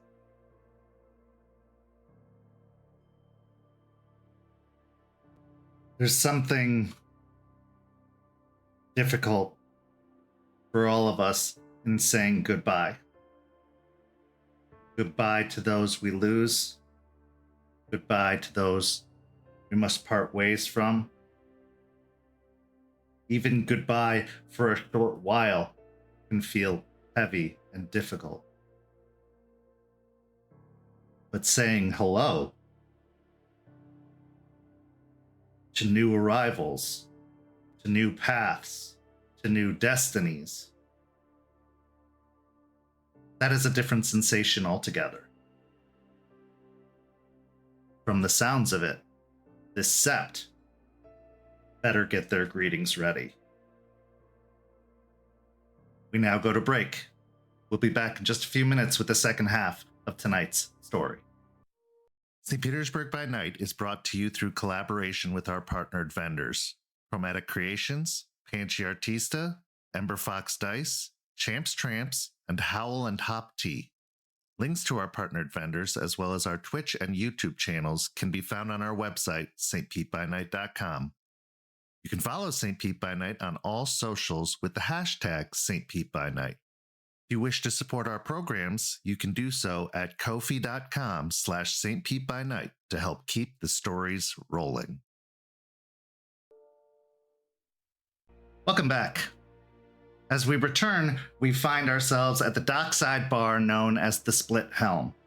Owned and operated by Jason Thorne, this has become a safe haven for all things rat, whether it be Bone Gnar or Ratkin, or even an avatar of Rat himself. Frequently, the back rooms have had meetings, parties, discussions. This place is a place of comfort, a bit of an escape, but also can be a place of guidance, a way to let down your load, see with some clarity, and choose a direction. So on this particular instance, the unmoored, forged from failures, seeks direction. His North Star, as it were. Maybe, just maybe, fellow Bone Gnar, Jason Thorne, can provide that direction. And if not, at least some advice on how to look for it. So, Forged, as you arrive at the bar, it's after closing time, so about 3:30 in the morning. But there are still a couple of lights on inside of the bar itself. Now you know that you could just go to the back door to find your way into the private room that the rat can often populate. But being as late as it is, you go to the front door, hoping to catch whoever is in the main dining room, preferably Jason, awake and around. Now, Jace, Moses has gone home by now. After food service gets cut off, he basically heads out for the evening to get some sleep, to be back early to prepare the food for the next day. So as you're there counting out the till, you hear a loud rap at the front door of the bar. Now you had been given some heads up that Forged was coming. This isn't too much of a surprise. So as you put the money away, lock it up in the safe, you head to the front dining area and to the front door where you unlock it and open. And now the two of you are face to face and the scene is yours. Jace will look at Ford like, glad it was you. Thought I might have to like shoot someone and call someone to come take care of a problem. So I'm glad you're here. Yeah, I wouldn't even be half surprised if that happened. He like steps on in. How the hanging, Big J? He'll offer a hand to dap you up. He'll reach out, dab up with him, and then shut the door. Things are all right. It's closing time, so just more counting out the days in, and then I have to check and see overall profits and then orders and all that fun stuff. But I won't bore you with my business. Yeah, you already started to like phase that out as you were talking about more of the business side of things, and when you say that, yeah, I mean, not really into that much myself, though. Actually, kind of related to something I was asking you about, or wanted to ask you about, if you got a chance. Yeah, sure. He'll walk over to the bar. Do you want a drink? He looks tempted for a moment, but he'll hold back. He'll say it. It's just, you got some soda or something, like Mountain Dew or whatever. Yeah, he'll go to the back and he'll get one of the clean cups, fill it up, and he'll get himself a Pepsi, and then pick a table, set them both down, and he'll take his seat. Forge will take his drink, sit down, take a sip from the cup before putting it down. Yeah, just had some questions after my mission. It kind of feels like everything's been kind of turned on its head, you know? Yeah. You got like, feel overwhelmed, underwhelmed, melancholy?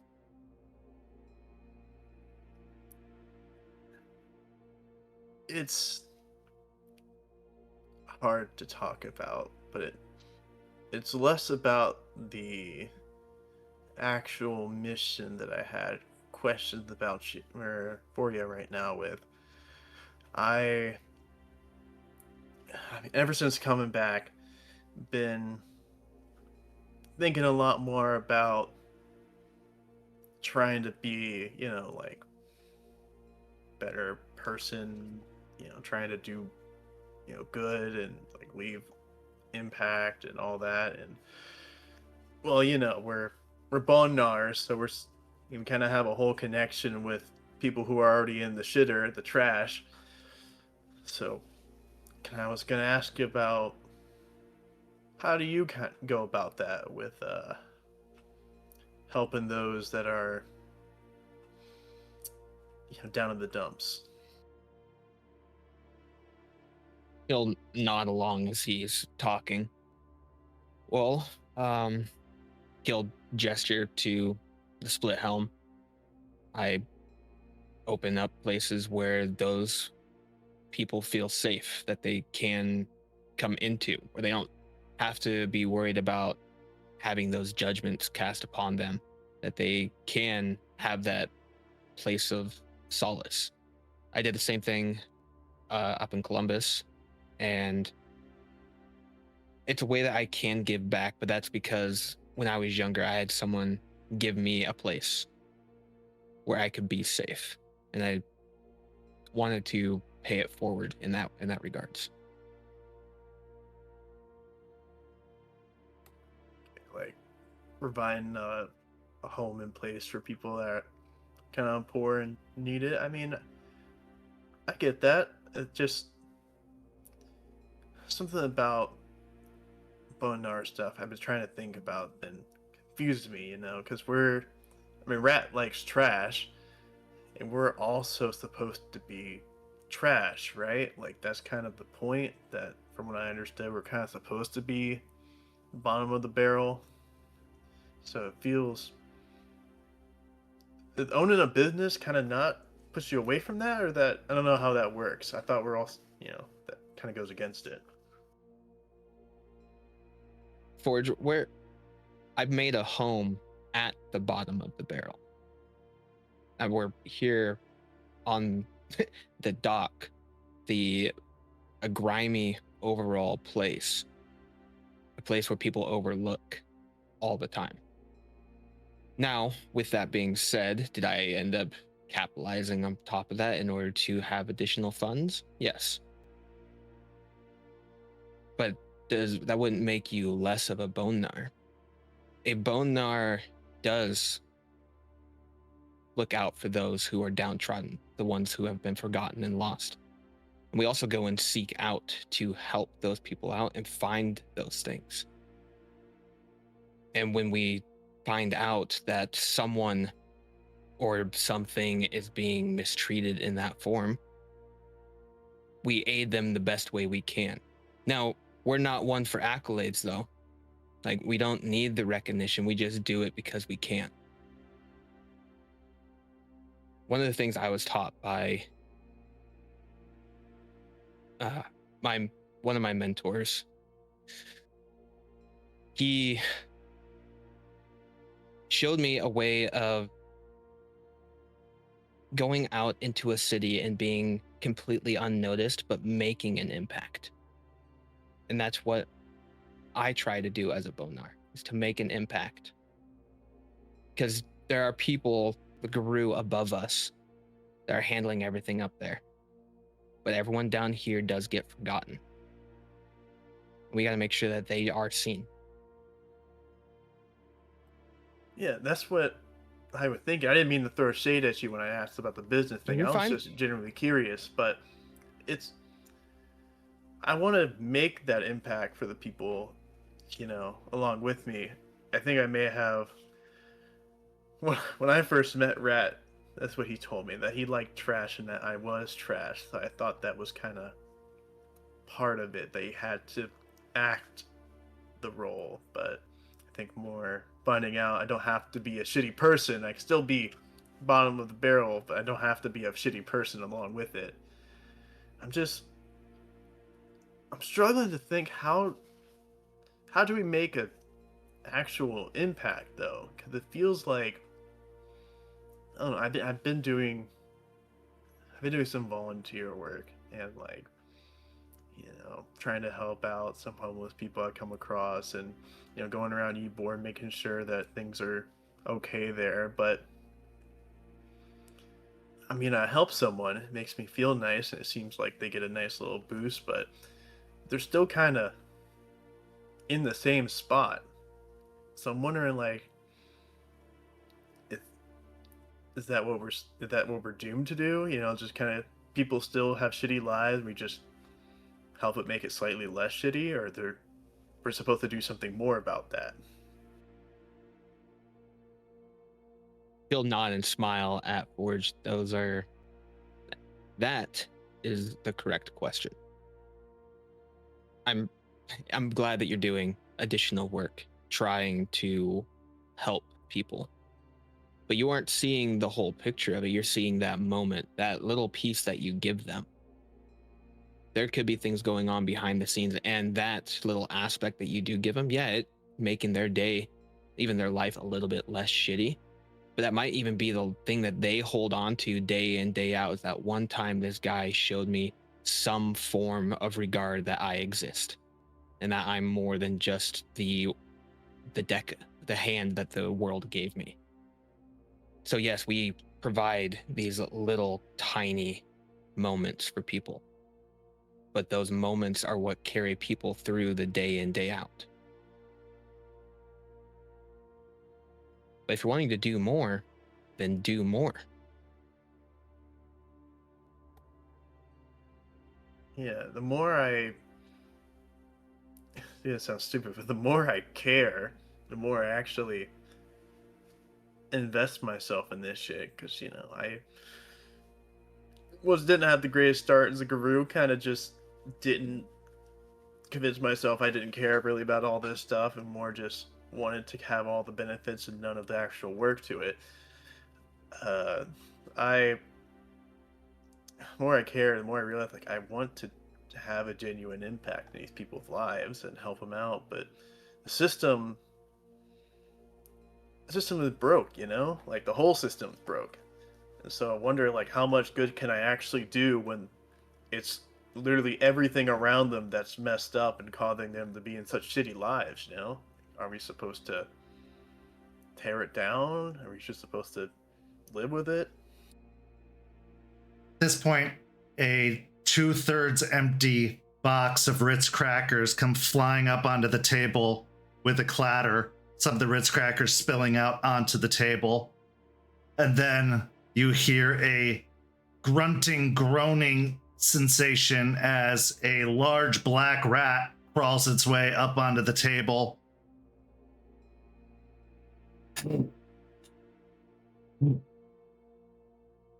Sorry I'm late. You're right on time. And he'll scoot some of the Ritz crackers back towards his engorged belly. You drop these. Thanks. So, what are we talking about? The system, a potion, blah, blah, blah, blah. Try pulling yourself up from the shitter. Yeah, that sounds kind of right on. Okay. Let me tell you something, kid. The system isn't going to help the people in need because it doesn't understand the kind of need people have. You want to help people, it could be as little as $10 on a bad day. It could be as much as a place to live. Everything in between. But you can always force things to the system, and in that case, you don't have any accountability. The system ain't gonna work because it never will. Been broken since day one. And even before that, the systems before that were broken. You want to make a change. Change starts with you. Change starts with the people around you. Don't think about changing the world. You're not going to change the world. As amazing as you are, you're not that big. But you can start small. Because a kind gesture, that spreads. Like wildfire. Paying it forward and whatnot. Occasionally there's a couple assholes who screw it up and stamp it out. But you just keep doing it. Because you'd be surprised how much of a difference you can make doing very little.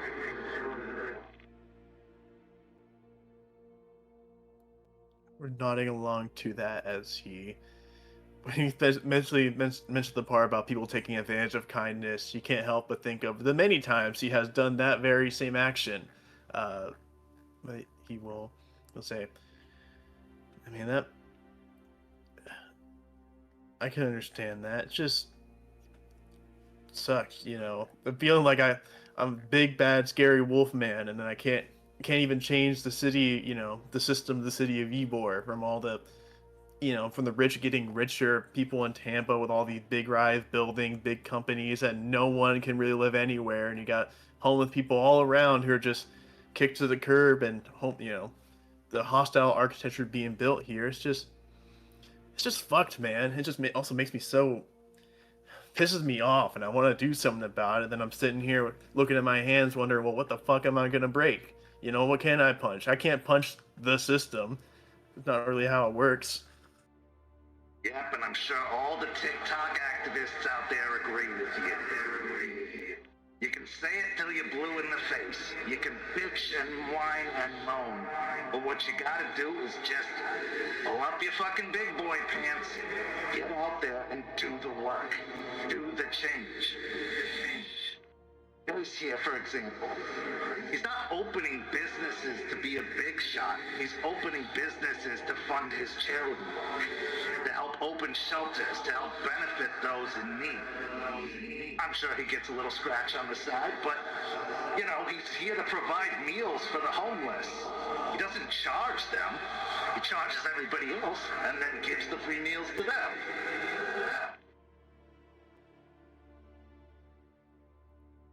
Yeah, I mean, that is real good. Forge leans back in his chair. Maybe I'm just too caught up in the whole, like, being in a rune thing, thinking I need to beat something up, to fix it, or be a protector of some kind, or like violence needs to be involved, or maybe that's just guru bullshit. But I just, Nope. You know what else you can use that strength for? Appetite for humanity. Lifting heavy things. It's not all about punching and denting and clawing and biting and kicking. Yes, there's time for that when it calls for it, but that strength has so many other uses as well.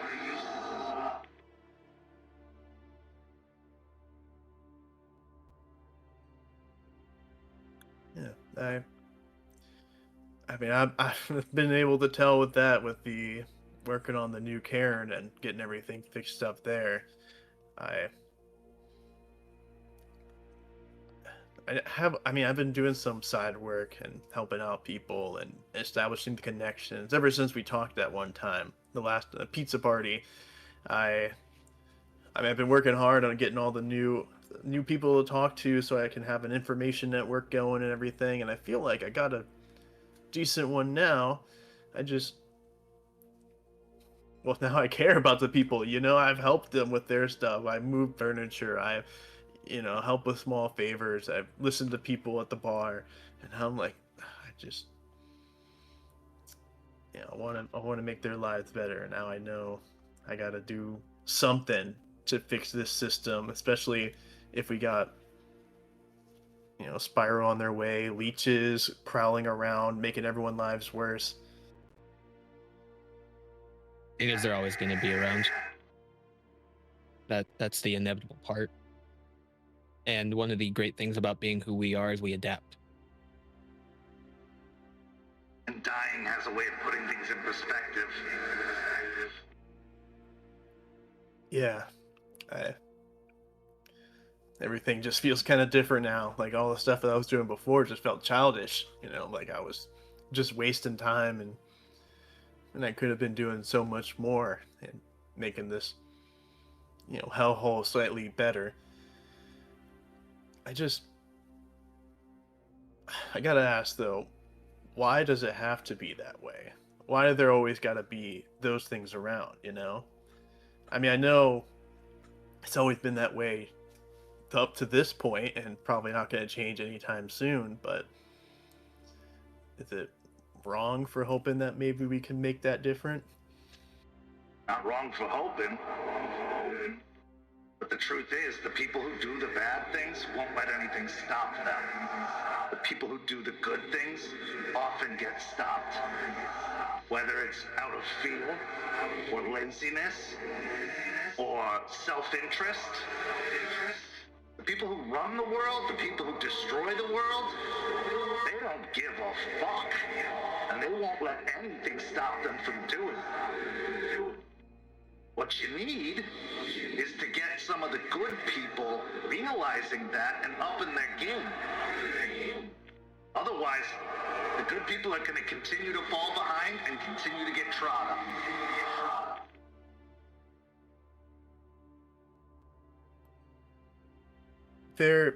You can almost see the thought developing in Forge's brain as he hears that, as he thinks about getting the good people to act, getting, not allowing the bad to walk all over them. As he contemplates, like, how can I do that? What does that mean? He thinks about all of the people that are pretty much just him, people who are good in their hearts that want to do good but are caught up in a bunch of bullshit with their own self of the world, who find themselves drinking it away or partying to get away from it, or just being nowhere to go and only having Ybor to be.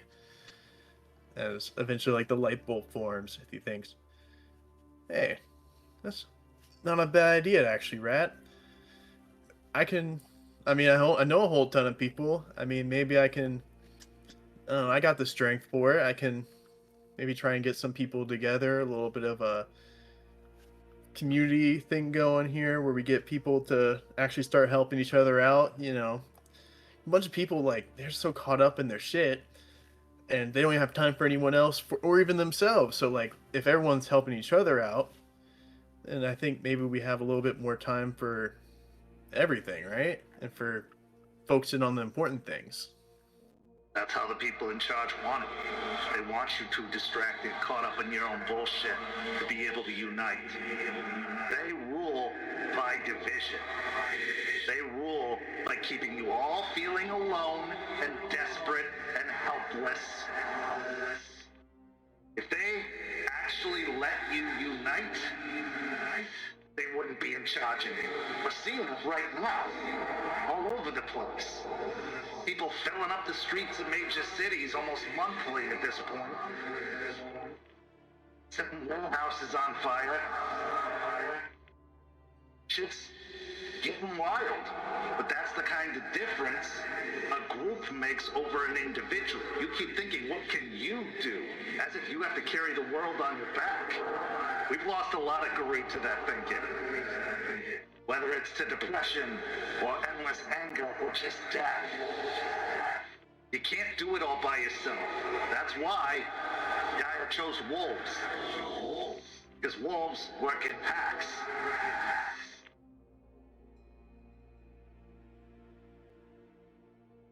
Yeah.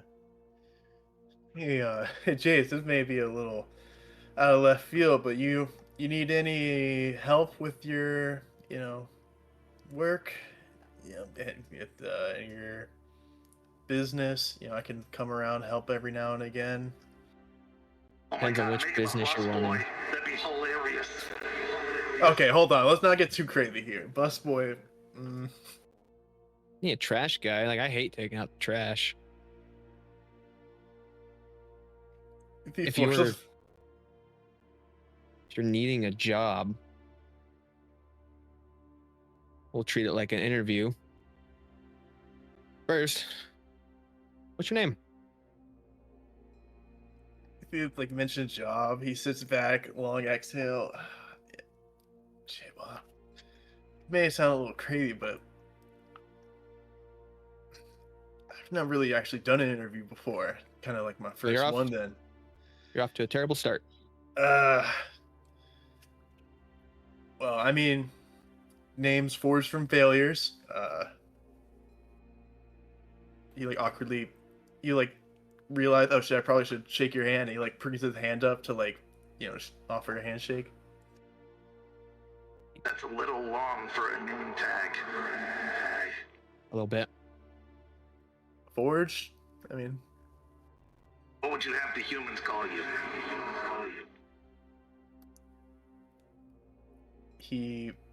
He'll pause for a second and Bradley.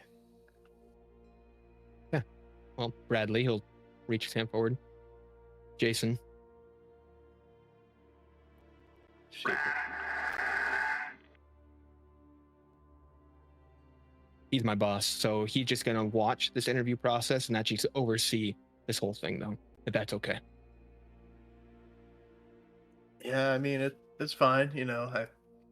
I've seen a lot of. It seems kind of weird. A restaurant had the rat as a boss. I think, or bar.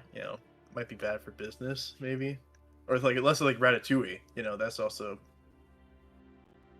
Hate to break it to you, all bars and restaurants have rats as the real bosses, or cockroaches.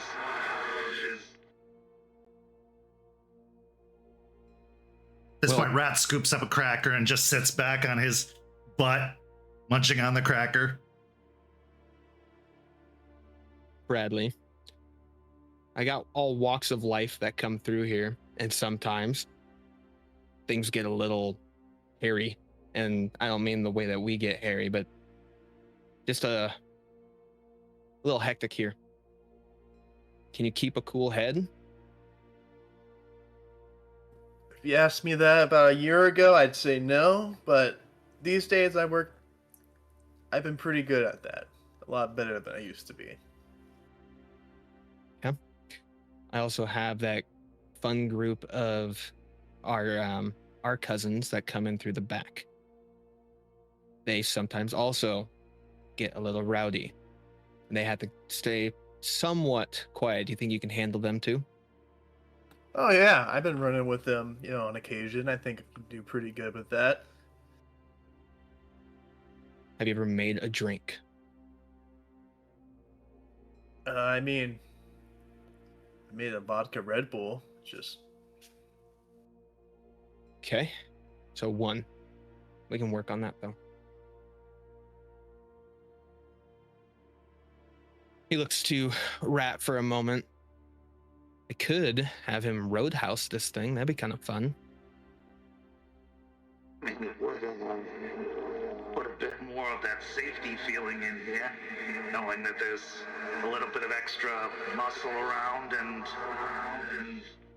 yeah, I can see it. He'll look back towards Forge.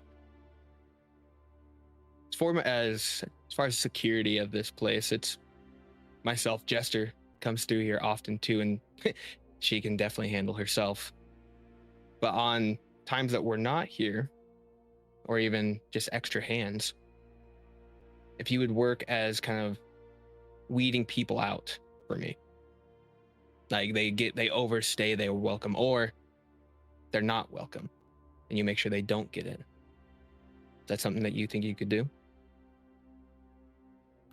I think you'll find that I'm actually pretty good at doing that. That's usually when I'm in Ybor, when I'm having a good time with some friends. That's often do, or I've been finding myself doing. People who are causing a commotion or just bad vibes, give them the message, the MO, that they should probably go to find another bar, or cause any problems. Okay. I'm going to start you off as just under the table. So I'm just going to pay you by your shift. But I'm more than happy to have you have a job here. Say terms like come in the back door and under the table, and you're making this place sound like a brothel, Jace.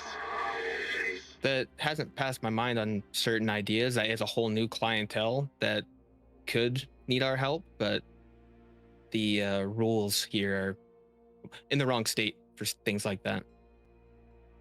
Yeah, sex workers need help too. They actually have it pretty crazy around here. I've talked with a few people. It's I'm sure you have. Yeah. Wait, not in that. No, not in that way. No, I'm just. You do you, man. No, man. Look, I'm just hanging out with people at the bar, and some of them happen to work in that kind of thing. You ever been in Bradley's? That's, I've had a couple friends in there that done stuff on the side. It's. Everybody's got to hustle. Also, when those dirty dishes and bottles and glasses get out of hand, you can, escort them to the back.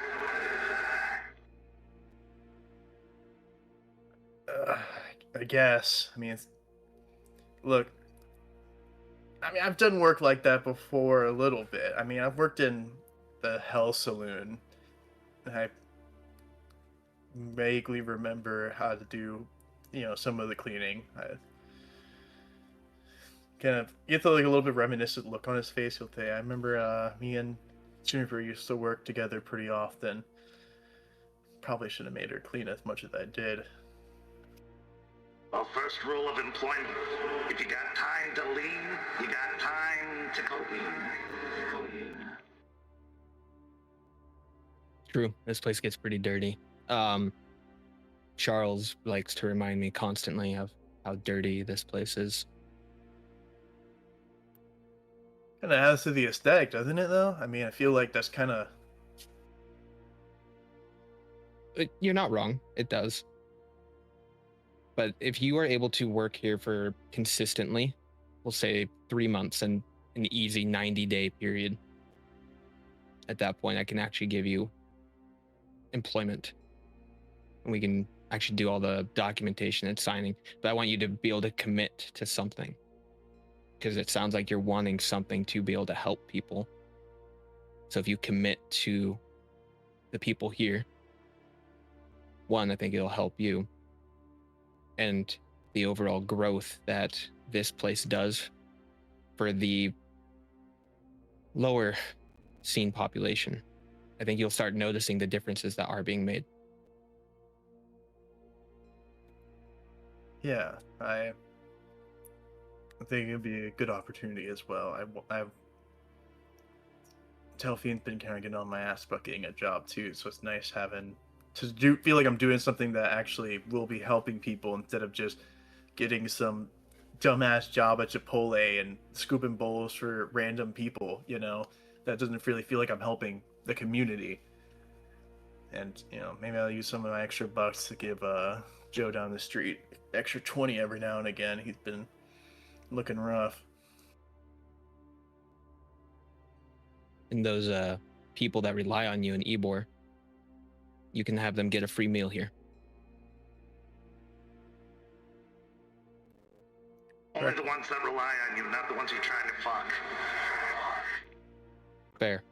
Yeah, that is a line I've been having to find out very, very quickly.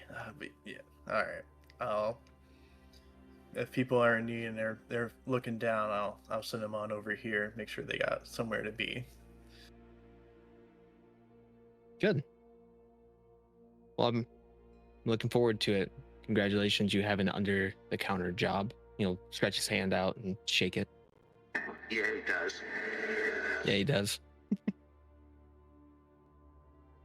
Forge even laughed at that too. So, a direction can come in many forms. Sometimes it's not the ones we expect. Responsibility, in psychological terms, they call it eustress, can give us a sense of accountability, a sense of responsibility, something to wake up for every day, something to keep us going. When we lose that, we can lose course, we can lose direction. We can feel unmoored. As much as people say they hate their jobs, they still do them. As much as the idea of going to work might seem pointless to someone like Forged from Failures, maybe that's the point. Maybe it was important all along, and he had been avoiding it, avoiding growing up. But the more he experiences in moments like this and moments like Michigan, the more he becomes a man. For real. We transition now to our next scene. It's been about 3 or 4 days since the memorial where we lay our scene. Willow, you've had to encounter almost face to face something that is new to you, especially upon being a guru, and that comes with a lot of firsts. But this is your first real loss. Now, you didn't really know Juniper as well as you would have liked, and having not gotten to know her might make one think, well, it didn't matter as much or weigh as heavily. But death doesn't work that way. You can meet someone one day and they could be missing the next, and a part of you aches. Like a small hole in your heart. As you think about that, you think about the distance that's been between you and Quinn, your first real guru, friend, mentor, ally, and recognizing just how dangerous this life is. You may have heard it time and time and time again, but now you're actually starting to feel it. This gap, this distance that's grown between the two of you. Sure, you could leave it as it is. But another thing that Lupus-borns have to come to terms with is the idea of regret. Because wolves, acting primarily on instincts, don't really have a great deal of room for regret. It's survival. But now as these human-like emotions become more and more apparent to you, you don't want to regret having not patched things up with Quinn. With all this talk of darkness and danger and bad things on the horizon, no time like the present. Now, Quinn, you've been staying at the cigar factory pretty much ever since the place was found and decided upon, for your own variety of reasons. And you have your own takeaways from the loss of Juniper, a loss that isn't as foreign to you, having been in Guru society a bit longer than most. That doesn't make it easier, because you know that more Guru are dying than are changing. And every loss means that the nation, the society, the existence of these beings grows less and less. And you're never sure when you're going to find your next kin, if you're going to find your next kin. You've been trying the rite of kin seeking with stakes for a few weeks now, and it's just been coming up empty. Radio silence. That is a disturbing thought, especially when the news of Juniper's death came along. Just made that reality even starker. So when Willow arrives at the cigar factory, your last kin, your most successful kin, maybe there's a little bit of a flutter or a little bit of a feeling in your chest that if there's only this one, you can at least hang your hat on the idea that you did right by her, did right in this instance. So with all that in mind, the factory has started to clean up more, but there's so much work still to do. Jordan's been coming by maybe every other day to try and fix one thing or another, and some things are just too big of a job for him. But he helps out where he can, makes conversation, and then leaves. But right now, it's just the two of you in the place that will be your home one day, or is your home now. The scene is yours. Quinn is in the main section of the cigar factory. He's got a couple of things standing behind him that is hidden behind a pillar, knowing that he and Willow will be chatting and talking and potentially patrolling the area. Willow has come with a bag of all of the items they had sort of stashed in their den, sort of ready to start moving things to this loud, unfamiliar space to try and make it a little more familiar. And then that pit just sort of like, there's another reason you're here, and you need to pay attention to that, and the little distraction you brought with you is not going to keep you from having that conversation, as they sort of sneak their way into the back of the building to meet up with Quinn.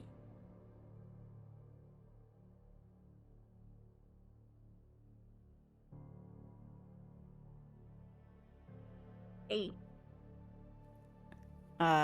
Quinn will acknowledge you're there and say, Willow, it's good to see you again.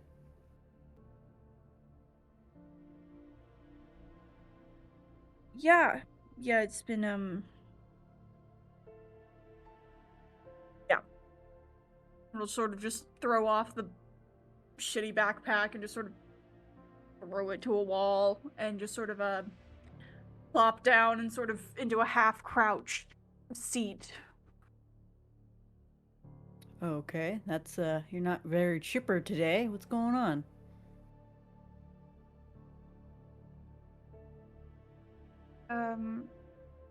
Lots of stuff. Just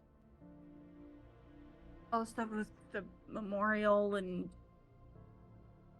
things. Kind of put stuff into perspective a little. I can understand that. Yeah.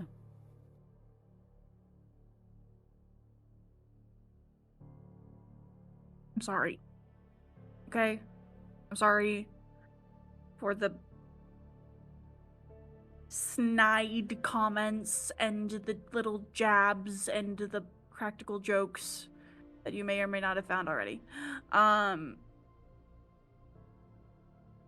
So I if anything were like to ever to happen to you or I or anyone else, I don't want things to not have been said, or that for you to think I don't appreciate you and like you. It's just a lot. Okay? Quinn will give a very toothy smile, and he'll say, "It's all right, Willow. I can understand it. We're both learning how to interact with each other with this new dynamic. I can understand your frustrations with it, and your apology is very much appreciated." I had a long talk with Stakes about human stuff and all of that bullshittery.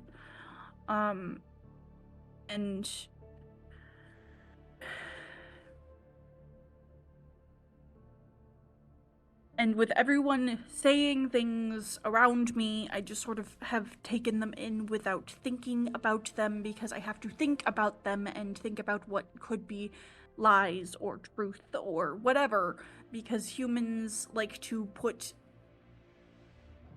hidden things in their words, and it makes me mad, but I can't do anything about that except conform, and it is upsetting and irritating when I just try to say what I mean and mean what I say. Okay, I get that. Well, I've got some stuff for you if you want to check them out. You have stuff for me? Why do you have stuff for me? I have been rude and irritable and not friendly. Why have stuff for me? Well, just because you have been doesn't mean that I don't care about you either. Quinn will walk around to the pole, and he will pull out the staff that he has made, and the reworked hoodie with the butterfly patches. Oh, and we'll just sort of go over to the hoodie and just like, oh, it's the good texture that I've been kind of missing because I've been wearing other things, trying to be my own person and stuff. And it's like, we're just holding it. My thing that smells like me.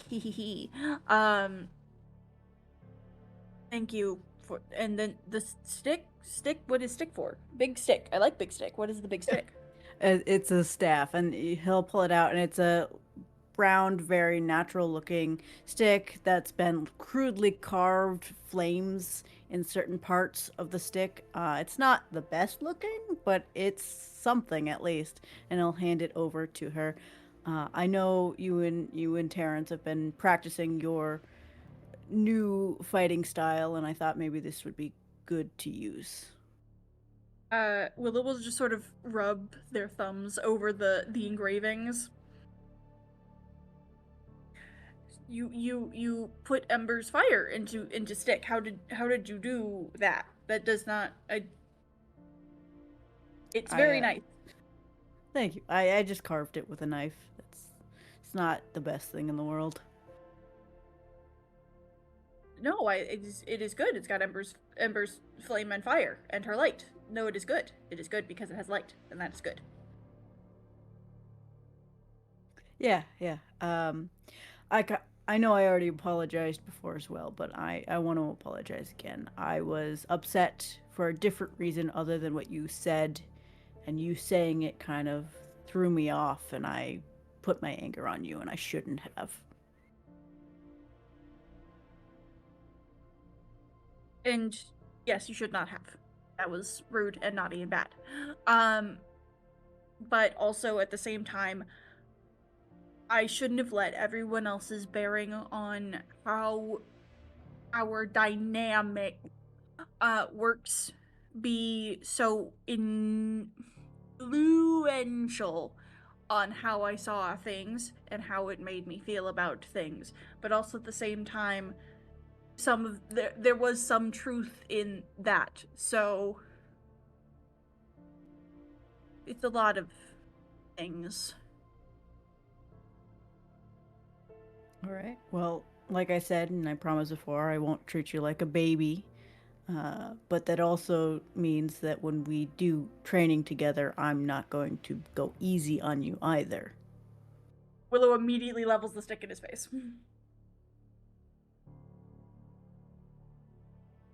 Okay, is that a challenge? Are you challenging me? No, it's more just like I mean, like I could. I am, but like I can. I fought Izzy and I won the other day, so like I've got. You fought Izzy and you won? I did, and I was very good at it. And I met Black Unicorn, and it was really cool, and I got chips out of it. Oh, all right. I didn't realize Black Unicorn was making an appearance. I'll have to check that out.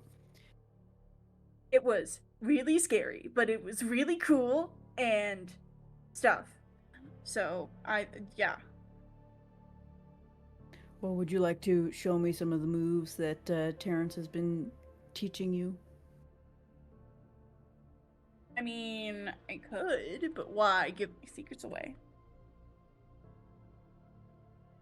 Because I'm your tribe brother, and you should tell me everything.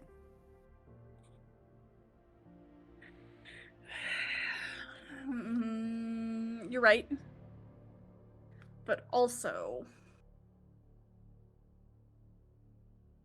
They get that impish little smirk like they're going to cause mischief with whatever they're deciding or mulling over in their brain.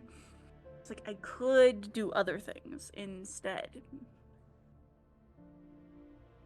Quinn will squint at you and say, okay, what are you thinking? We should go on patrol. Okay, we can do that. Abrazo! Abrazo! Como la televisión. I gotta remember the words. Hablo español un poquito, señor. Sí. Abrazo! What does that one mean? I haven't been taught that one. Fuck. Shit, ass, bitch, cunt. I got this, Willow. Don't worry about it. Okay. No hablo factardo. Ay, idiota. I know what that one means. That's funny. We're learning. Boca sucia. Abrazo. Idiota.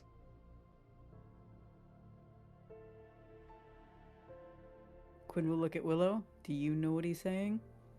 Boca means mouth, I think. No, I don't think that's right. I haven't gotten enough Spanish lessons from Delphine yet, okay? I barely know what I said earlier. So I'm trying my I can look. Okay, Quinn's just gonna take his phone out and Google Translate what he said.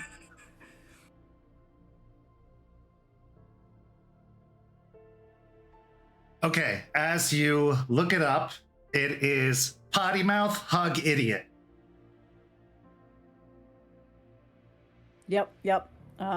Quinn is going to kind of crush his phone just a little bit in a little bit of an upsetness, and he's gonna say, all right, nice to talk to you too, Mr. Weaver. Cambio el canal.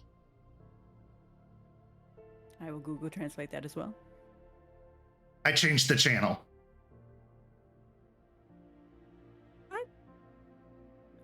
Willow, tell him good for you. I don't know. The bien. No, that's not it. What is it? darn it! I don't know. I think BN is fine. It's all right. Abrazo y cambio el canal. Quinn will use Google Translate again. Hug, or I'll change the channel. Ah, damn it. All right. Willow, are you in the headspace for a hug? Your eyes get real big and they back up like 10 feet. Like sprint to the other side of the room. No touching. I point to her as if the spirit can see us both. Say, I can't. No touching. No touching me. No. We know like touching me. Touching is bad. No, thank you.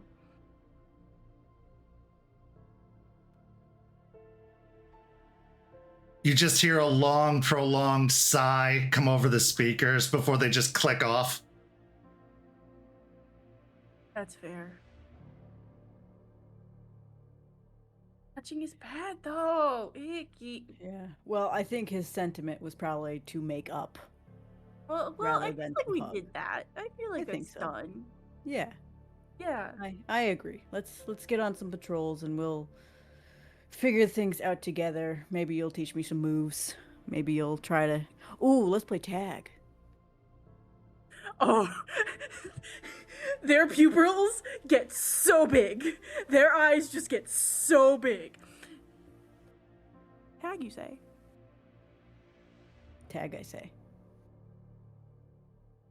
Immediately takes the stick and whacks him and sprints. Rude. Yay! I will chase after you. Okay. So the two of you go running out of the cigar factory onto the street, bolting one direction down the road. Both of you roll me stamina and athletics. Okay. How is that? Oh, that's not great. Okay, we'll do whatever. What we can. One rage? Yes.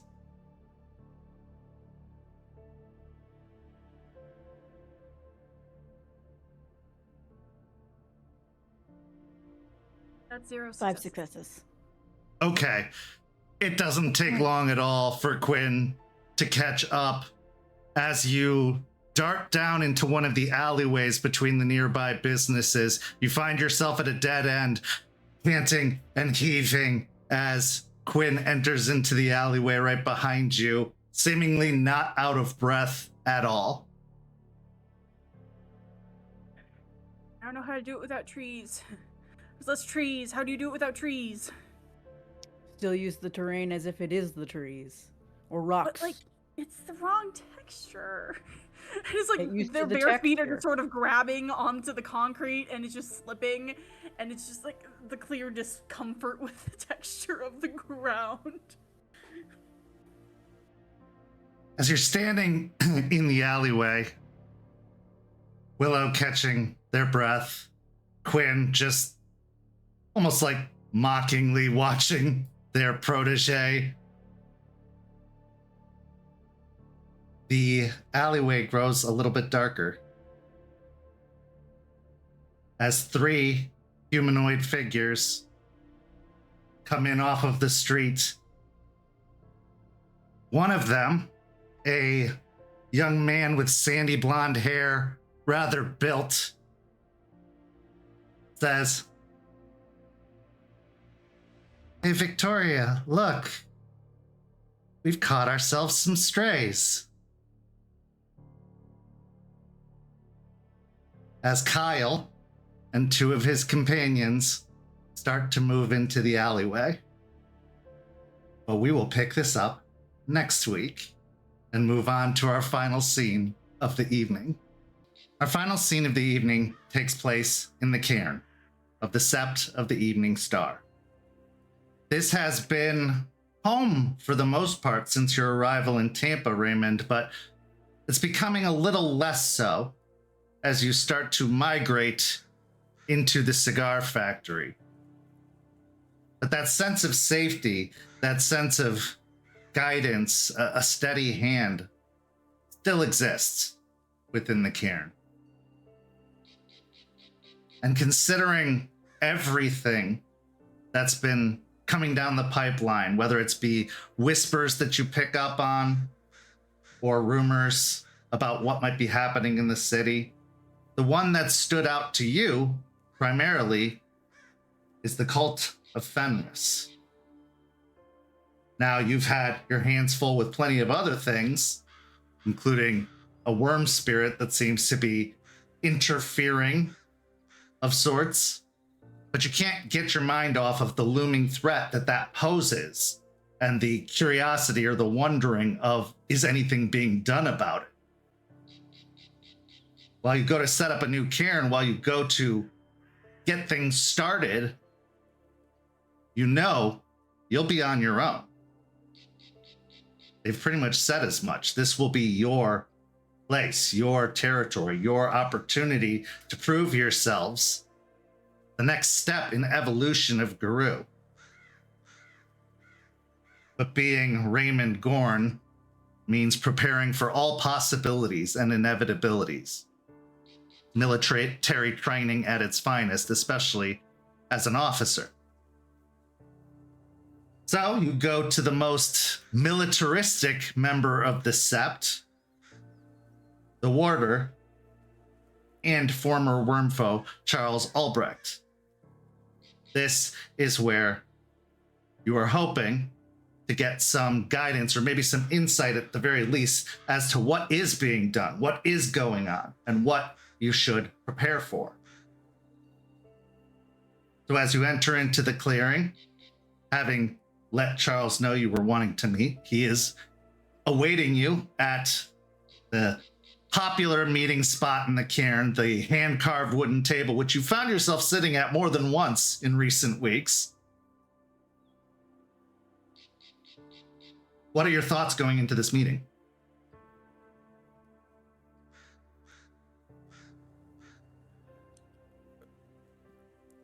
Ray's a little... His mind's split into two ways right now. Because the cult of Fenris is a threat that has been spoken of for months now. It's been something that has been brought up in passing, and we've been warned about it, and we haven't gotten any information about them. We don't know their size. We don't know who they are, if they know of any cult of Fenris in the area that we should know about. We don't know their reasoning to be here. We don't know any of that. And them just saying the cult of Fenris is a problem is getting on his nerves, and he needs answers. But with everything that happened last week, and with the new information about Hoshkit, and now him having to deal with this problem sooner rather than later, and all that, he needs answers now so he can share those answers and we can start formulating a plan. So as you approach the table, Charles acknowledges you with a dip of his head and a Mr. Gorn. I'll return dip of the head. Charles, thank you for agreeing to meet with me. Of course. What can I do for you?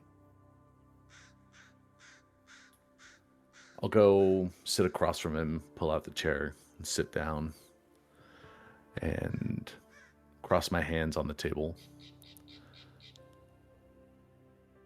For the past couple months, you and a few other elders in the Sept have brought up the cult of Fenris and have said that they're a problem and that it is something that we need to watch out for. But we haven't gotten any information about it from you. We don't really know what we're looking for or what to expect. And I kind of am looking for answers so I can prepare. And, as I'm doing my routes and as I'm doing my patrols, I might be able to look out more clearly, and actually know what I'm looking for. And then also warn everyone and let them know what's going on. Understandable. Well, I suppose in order to properly inform you, I should provide some context.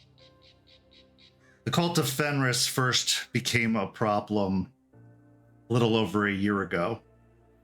Actually, almost 18 months ago at this point. They were around, stirring up trouble, but primarily they were here for Eliza. One of the members, the leader, has a personal history with Eliza. Now, while Eliza and Lucas and Jester were out on patrol, Jester was taken captive by the cult. Thankfully, we were able to negotiate her release. They continued to be a bit of a problem, but not as big of a problem as the others we were facing, as has been the case up until recently.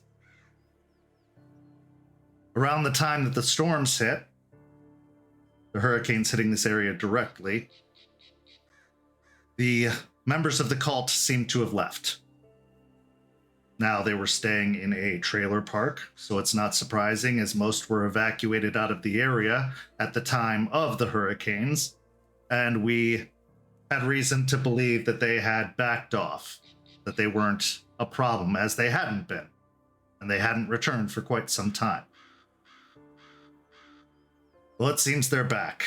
As for what they want, I would assume it's what all Fenris want. Same thing we do. Their methodology is just a little bit more violent, a little bit more aggressive.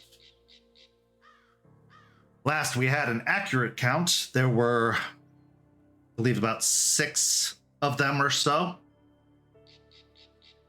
They have been searching for kin to grow their numbers, as we came to find out that they were, in fact, looking at Terrence and trying to recruit him around the time of his first change.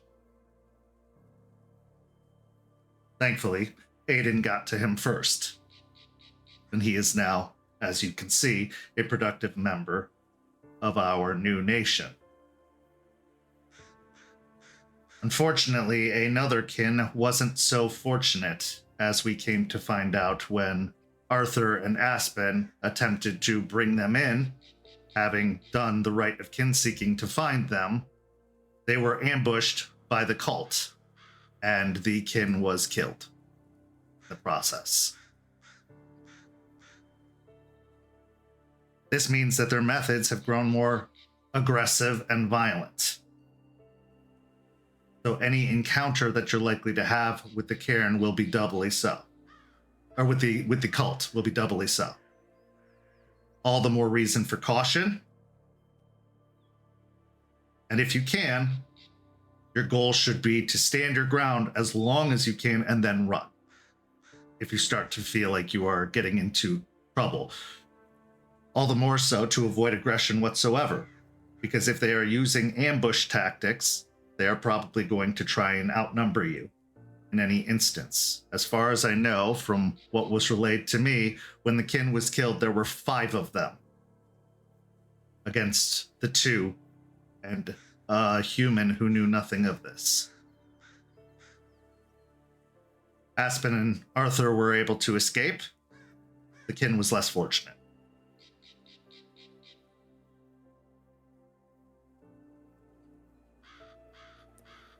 So you're saying the last count that you had them around 6, but 5 of them ambushed Aspen and Arthur. So yes, there's probably a lot more of them now. That is my belief. You said they haven't been a problem until recently. Have you been keeping tabs on them this entire time, other than the time that you believed they had left? As best as we can. Yes, they had left the state. We could not track them further north, as we do not have the ties within the nation we would have liked to keep eyes on them. But we were continuing to patrol the area they last were at, and they did not return. It was actually only about a month back that we caught true wind of them being in the area, but they seem to be located outside of the immediate vicinity. They're keeping their distance and just sending in these ambush parties. We have not had the means or ability, time, to encounter them directly, with other threats and other priorities taking the forefront.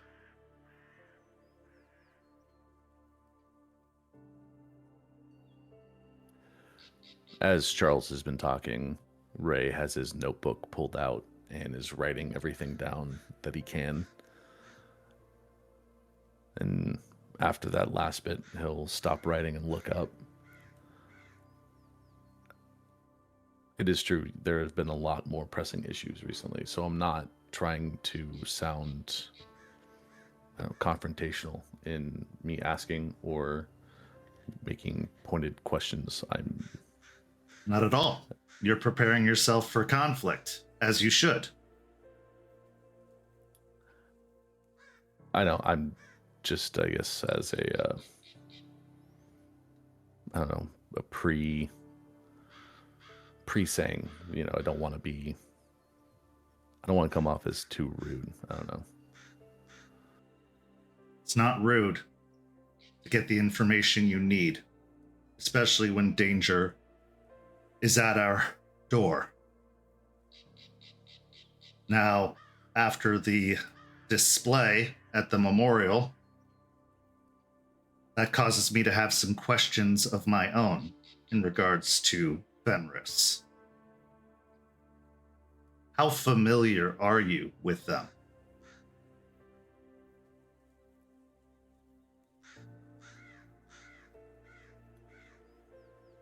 Familiar in the sense that I know they've been following us since hell. The first few months we were down here, maybe 3-6 months, he was pretty in the forefront. People were seeing him, hearing his voice, being influenced a tiny bit, but nothing, as far as I'm aware, too drastically. And then, the sightings slowed. He didn't really pop up as often. I personally never saw him. And thinking back on it now, I may have heard his voice once, maybe twice. And the others in your pack? I know Delphine has seen visions of him and interacted with him often, but I don't know how recently or to what extent she's personally interacted with him.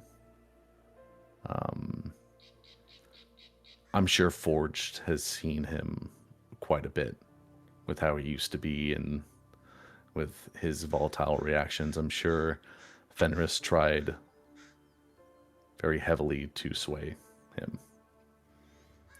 Obviously, Juniper, from what we learned at the memorial, that was, she must have had some greater connection or greater influence by him, but I don't know if that was just a last-ditch effort on her part to try and save Forged, or if there was something more. And I can't really say about Quinn or Willow. Do you have any assessment as to why Fenris is so interested in your pack?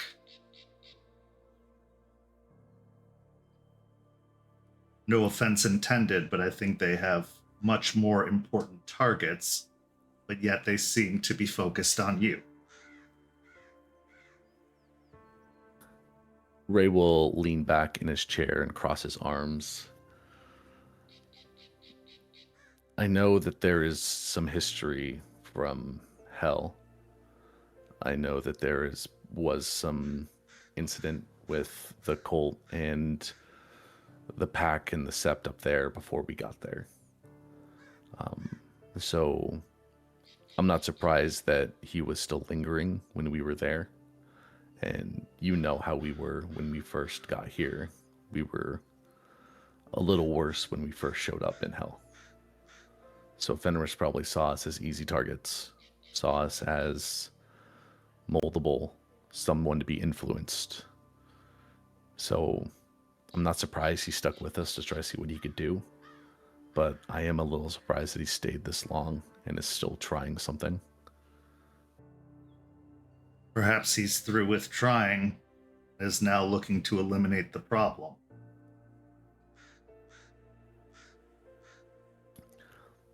That is possible. But as far as I'm aware, other than the incident with Juniper, there has been no direct interactions with Fenris, or Fenris hasn't done anything to us. That you know of. True. I have been a little busy with training and with the patrols and, trying to better myself, that I haven't really been able to talk to anyone about this. And this is a new issue that I'm bringing up with wanting this information. So it's not something I've had time to dig into. Putting the pieces together of the information we've received so far, it seemed that the dancers had Forged and Juniper dead to rights, and yet Forged is here, Juniper having defeated them all. My question for curiosity is, why spare Forged?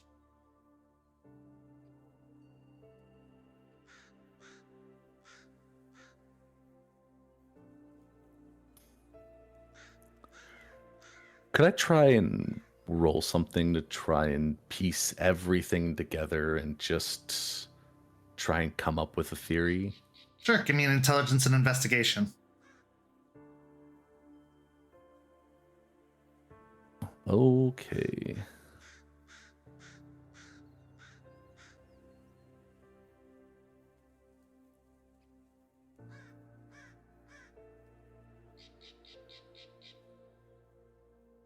I'm gonna use willpower.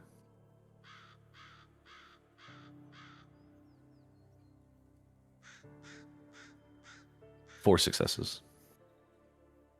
So you've been doing some learning with Eliza on top of the learning you've been doing of your own, and a lot of it has to do with spirits, because spirits and banes are very closely entwined. Now, the thing with spirits and patrons is they're not all the same.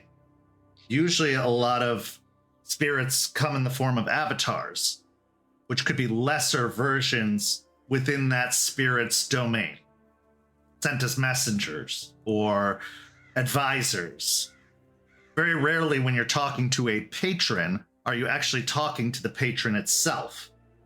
You're talking to a representation of the patron. So, a few theories could be gleaned. One, the patron who assisted Juniper, the one that has been intrigued with all of you, isn't the same as the one that's directing the cult. It could be an offshoot. It could be a rebel against the overall patron. Because spirits, while most of them are, subservient, some of them have free will. Maybe this particular patron is rebelling against Fenris as a whole. Or maybe Fenris doesn't believe in the cult as it believes in him. The other possibility is he's picking you off one by one, slowly.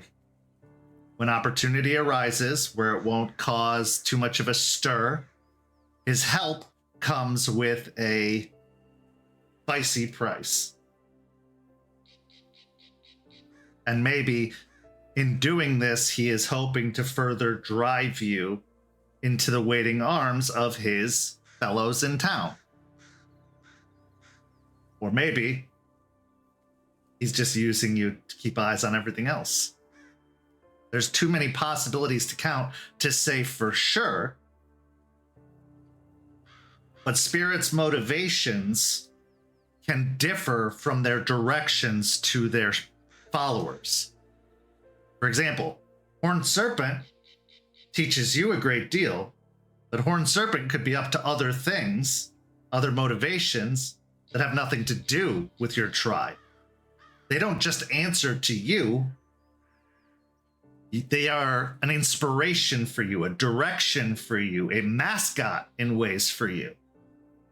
But they are still very much their own autonomous beings. They just happen to give you a majority of your gifts and a lot of your direction.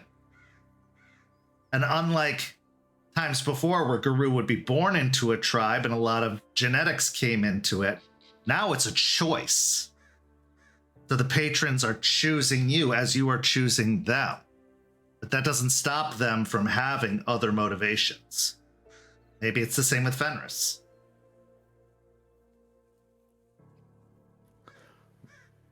Sitting there thinking for a moment, staring at the table and staring at my notebook, I can really think of two theories. There's a lot that it could be, but the main two is, he's picking us off one by one in a way. Trying to wear us down if we're not able to be convinced to join, or if we're not, forced in this situation to give in to Fenris, then, he's going to kill us. And like you said, he's going to eliminate the problem, but he's doing this slowly and methodically.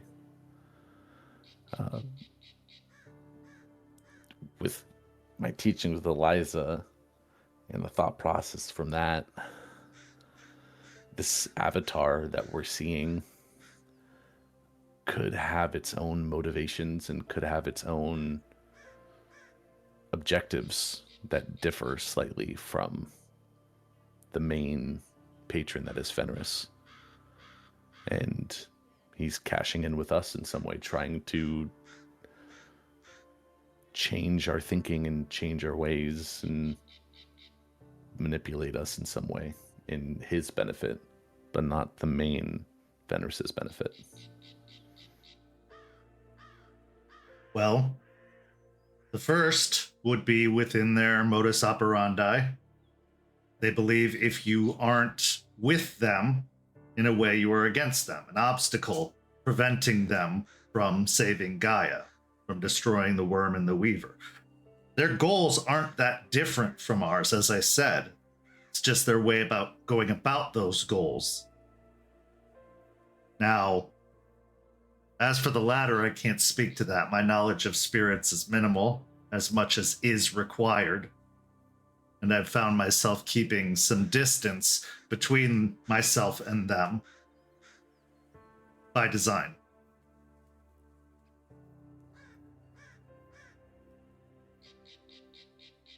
I think, and my advice to you is, take a defensive posture in these matters. They can continue to poke and try to get under your skin. But since we don't know where they're located,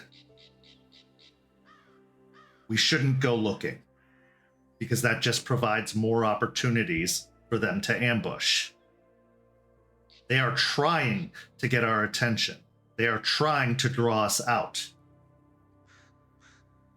This cairn is safe. The secrecy of your new cairn will benefit you. But I believe if you try to make this your target, your focus, it won't end well. myself, Chester, Aspen, and Artie are all going to Vermont to prevent an even bigger threat, the nation itself, from coming down here and potentially destroying everything we're trying to build. This leaves all of you, as well as Jace and Isidoro and Eliza, to keep the place stable until our return. But as for you, Fenris shouldn't be your focus at all.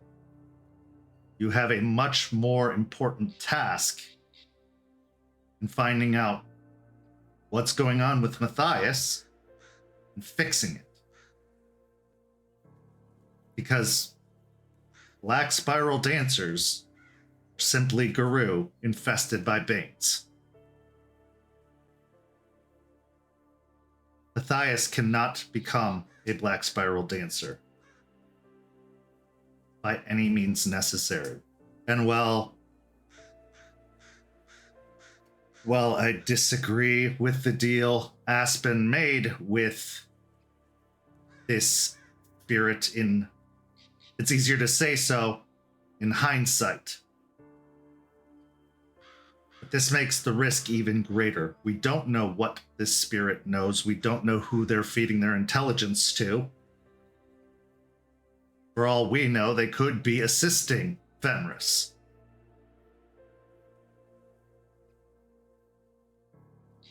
Regardless of all that, they are an elder guru with a great deal of power and a great deal of knowledge, and they are worthy of our loyalty and support.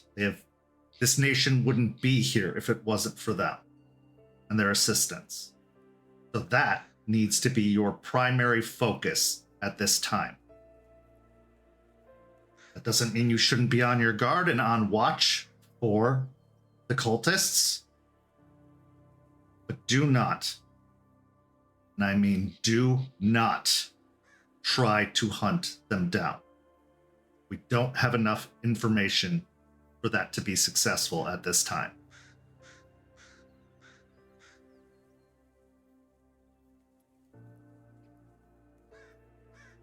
It was never my intention to hunt them down. It was never my intention to go after them. I just wanted to know is... Imagine I'm talking to Forged through you. Fair enough. But it wasn't my intention. I just wanted to know what was known, so that way I could potentially plan and have a better lookout in the future. They are being more violent now than they were before. I don't know what caused them to be so tempered and cautious originally, but they are willing to kill even those that they were originally planning to recruit. All the more reason for caution.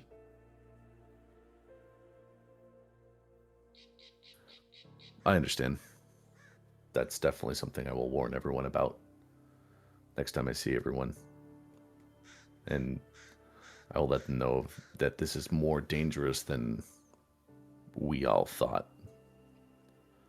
And when it comes to the Matthias situation,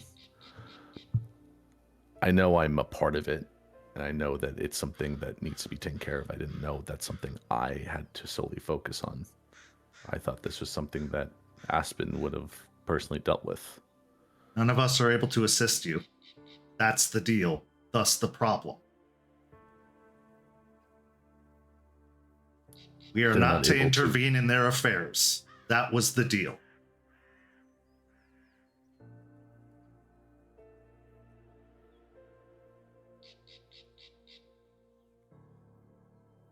You'll have to get creative, Raymond.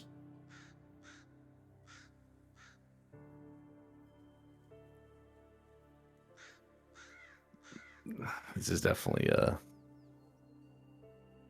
big challenge because, like you said, this is an elder guru. Someone way beyond my years with a lot more knowledge and a lot more experience. I can try to be as creative as I want, but I mean, I'm going to inform the pack and see what we can think up and get help in that way. But even then, this is a uphill battle. Spent a great deal of time with Matthias. And as some insight to you, his strengths were never in combat. His strengths were in his ability to be social, his ability to direct and lead, and convince others to follow. But also,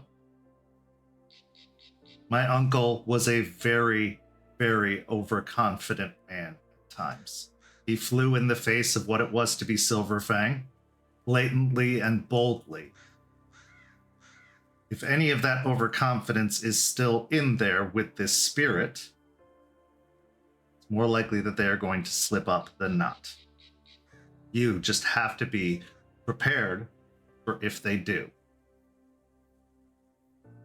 And use some of that Ghost Council wisdom and knack for poking their noses in things that others would deem inappropriate.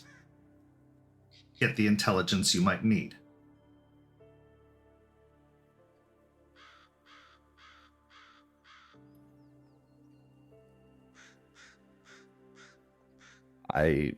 Other than the one time I met him, I know nothing about Matthias. If I'm going to be investigating him, if I'm going to be learning as much as I can about him, obviously you know him very well, but I need to kind of know where he lives, maybe what he does normally, his routes, like I guess an itinerary, if you know anything like that. If I'm going to figure stuff out, I need to know more about him in that sense. I think the best thing to do is the dangerous thing. Get an invitation. Ashigat is apparently enjoying the little game they're playing. A chance to further that game by looking you directly in the face under the guise of someone else seems to their liking. Whatever his schedule was, it's irrelevant now. I should know I was his scheduler, and I have not spoken to him in months.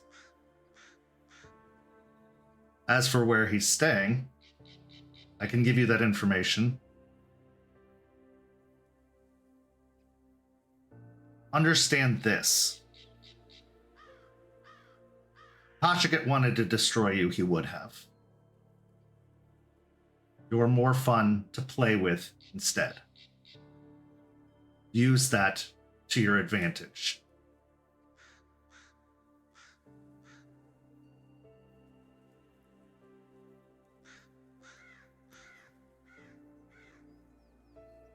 I understand.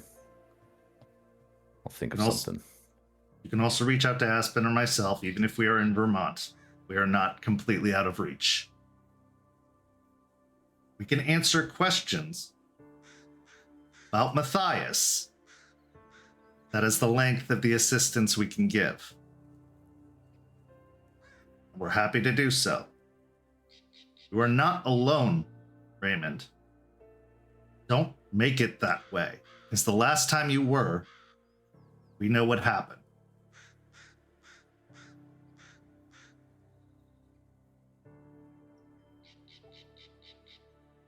Charles, I completely understand that I'm not alone in this at this point. I learned that lesson, like you said. I learned that lesson the hard way in a lot of ways, and I'm not going to go out and do this by myself, and I'm not going to put myself for the rest of my pack in danger for not informing them of the situation. Good, but I'm not just talking about your pack.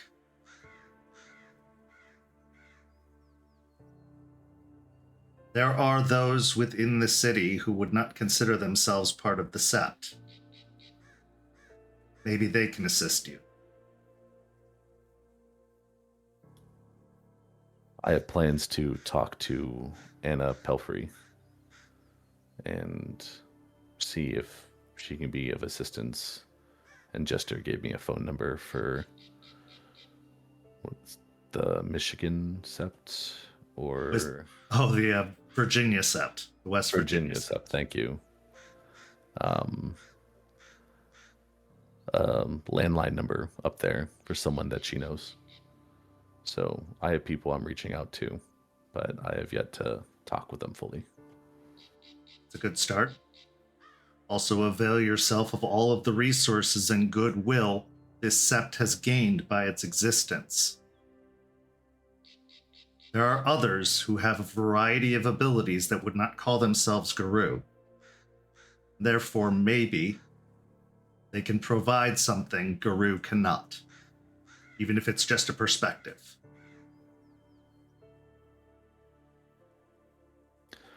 I'll keep that in mind.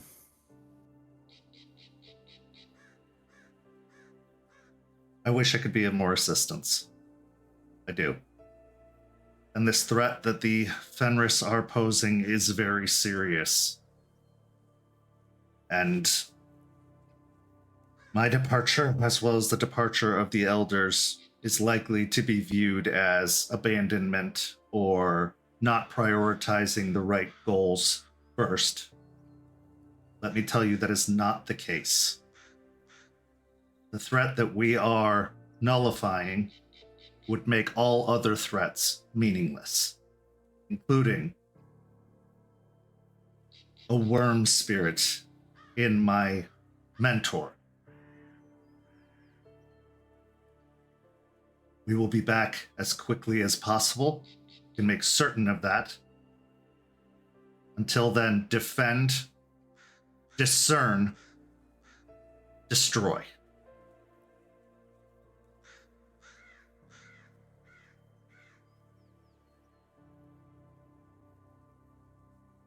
You've been a lot of help, Charles. Don't say that you weren't, because you gave me a lot of information, a lot to think about, and a lot of perspective.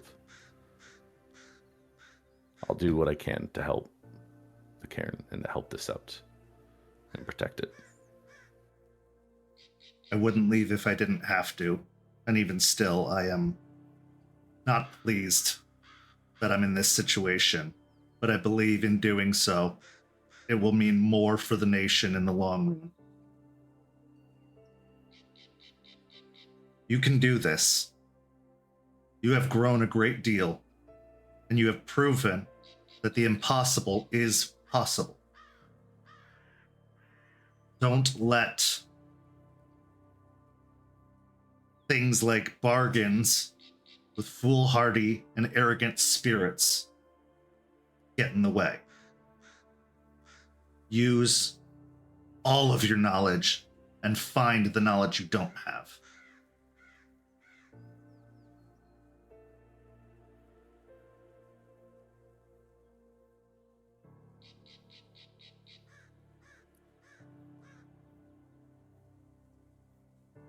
All I can really say is I'll do my best. Do better than that. Because our best is only what we limit ourselves to, not our true potential.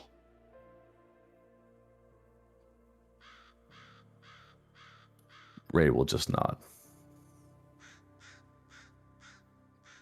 So as the two of you part ways, his advice in your mind with that threat of Fenris still gnawing away at another part of your brain, what are you thinking now?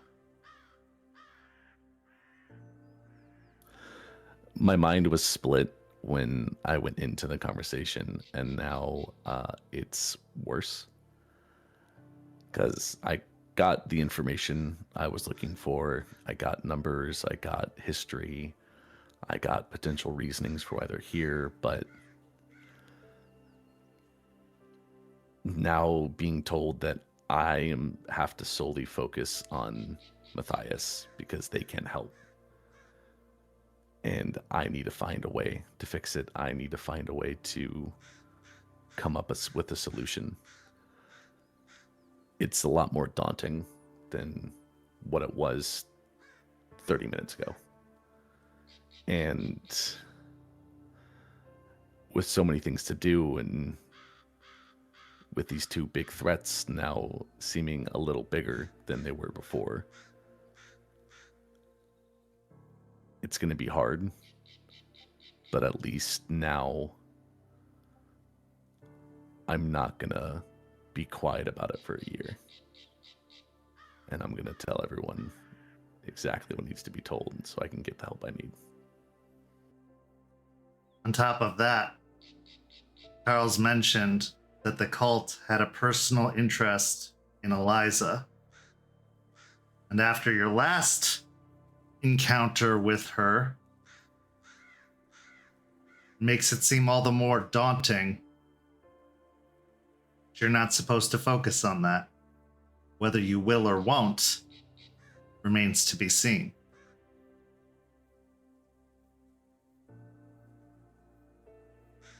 Say hello to the cult, and hopefully soon enough, goodbye to Hashigat.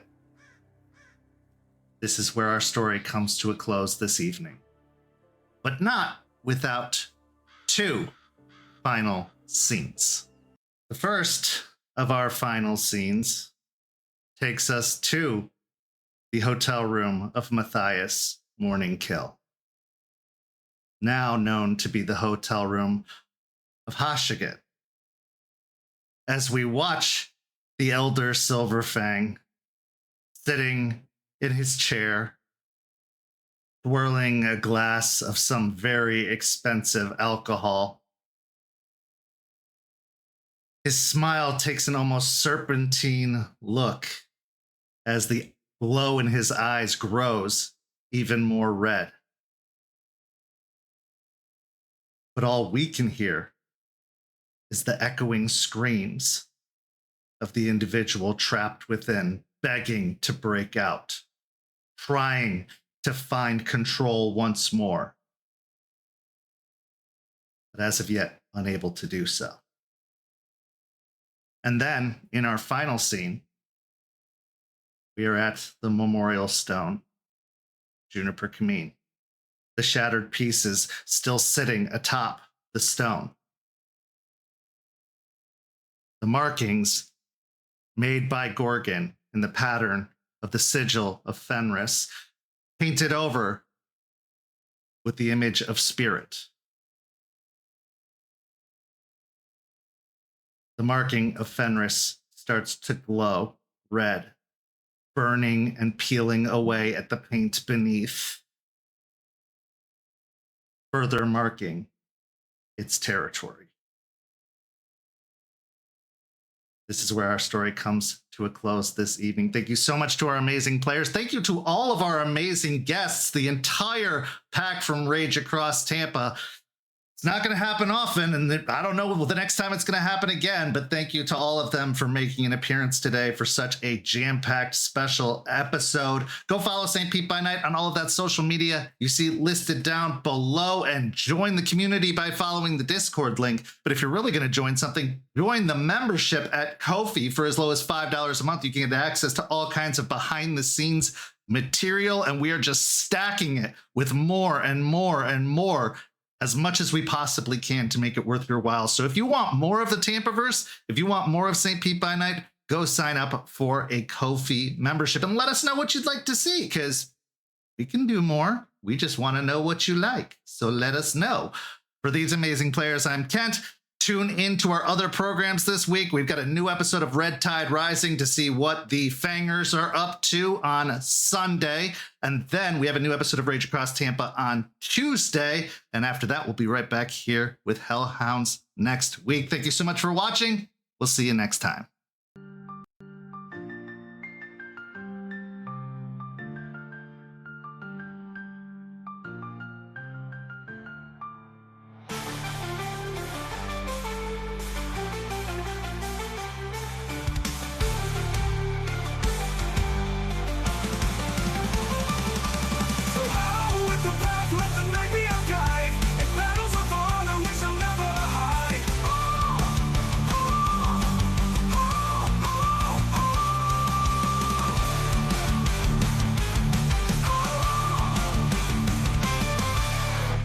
This has been a St. Petersburg by Night production, produced in agreement with the World of Darkness and Dark Pack. Visit our website at stpbynight.com for more information about all of our productions and how you can become part of our community. Thank you for listening, and until next time, fangs, stakes, and claws out.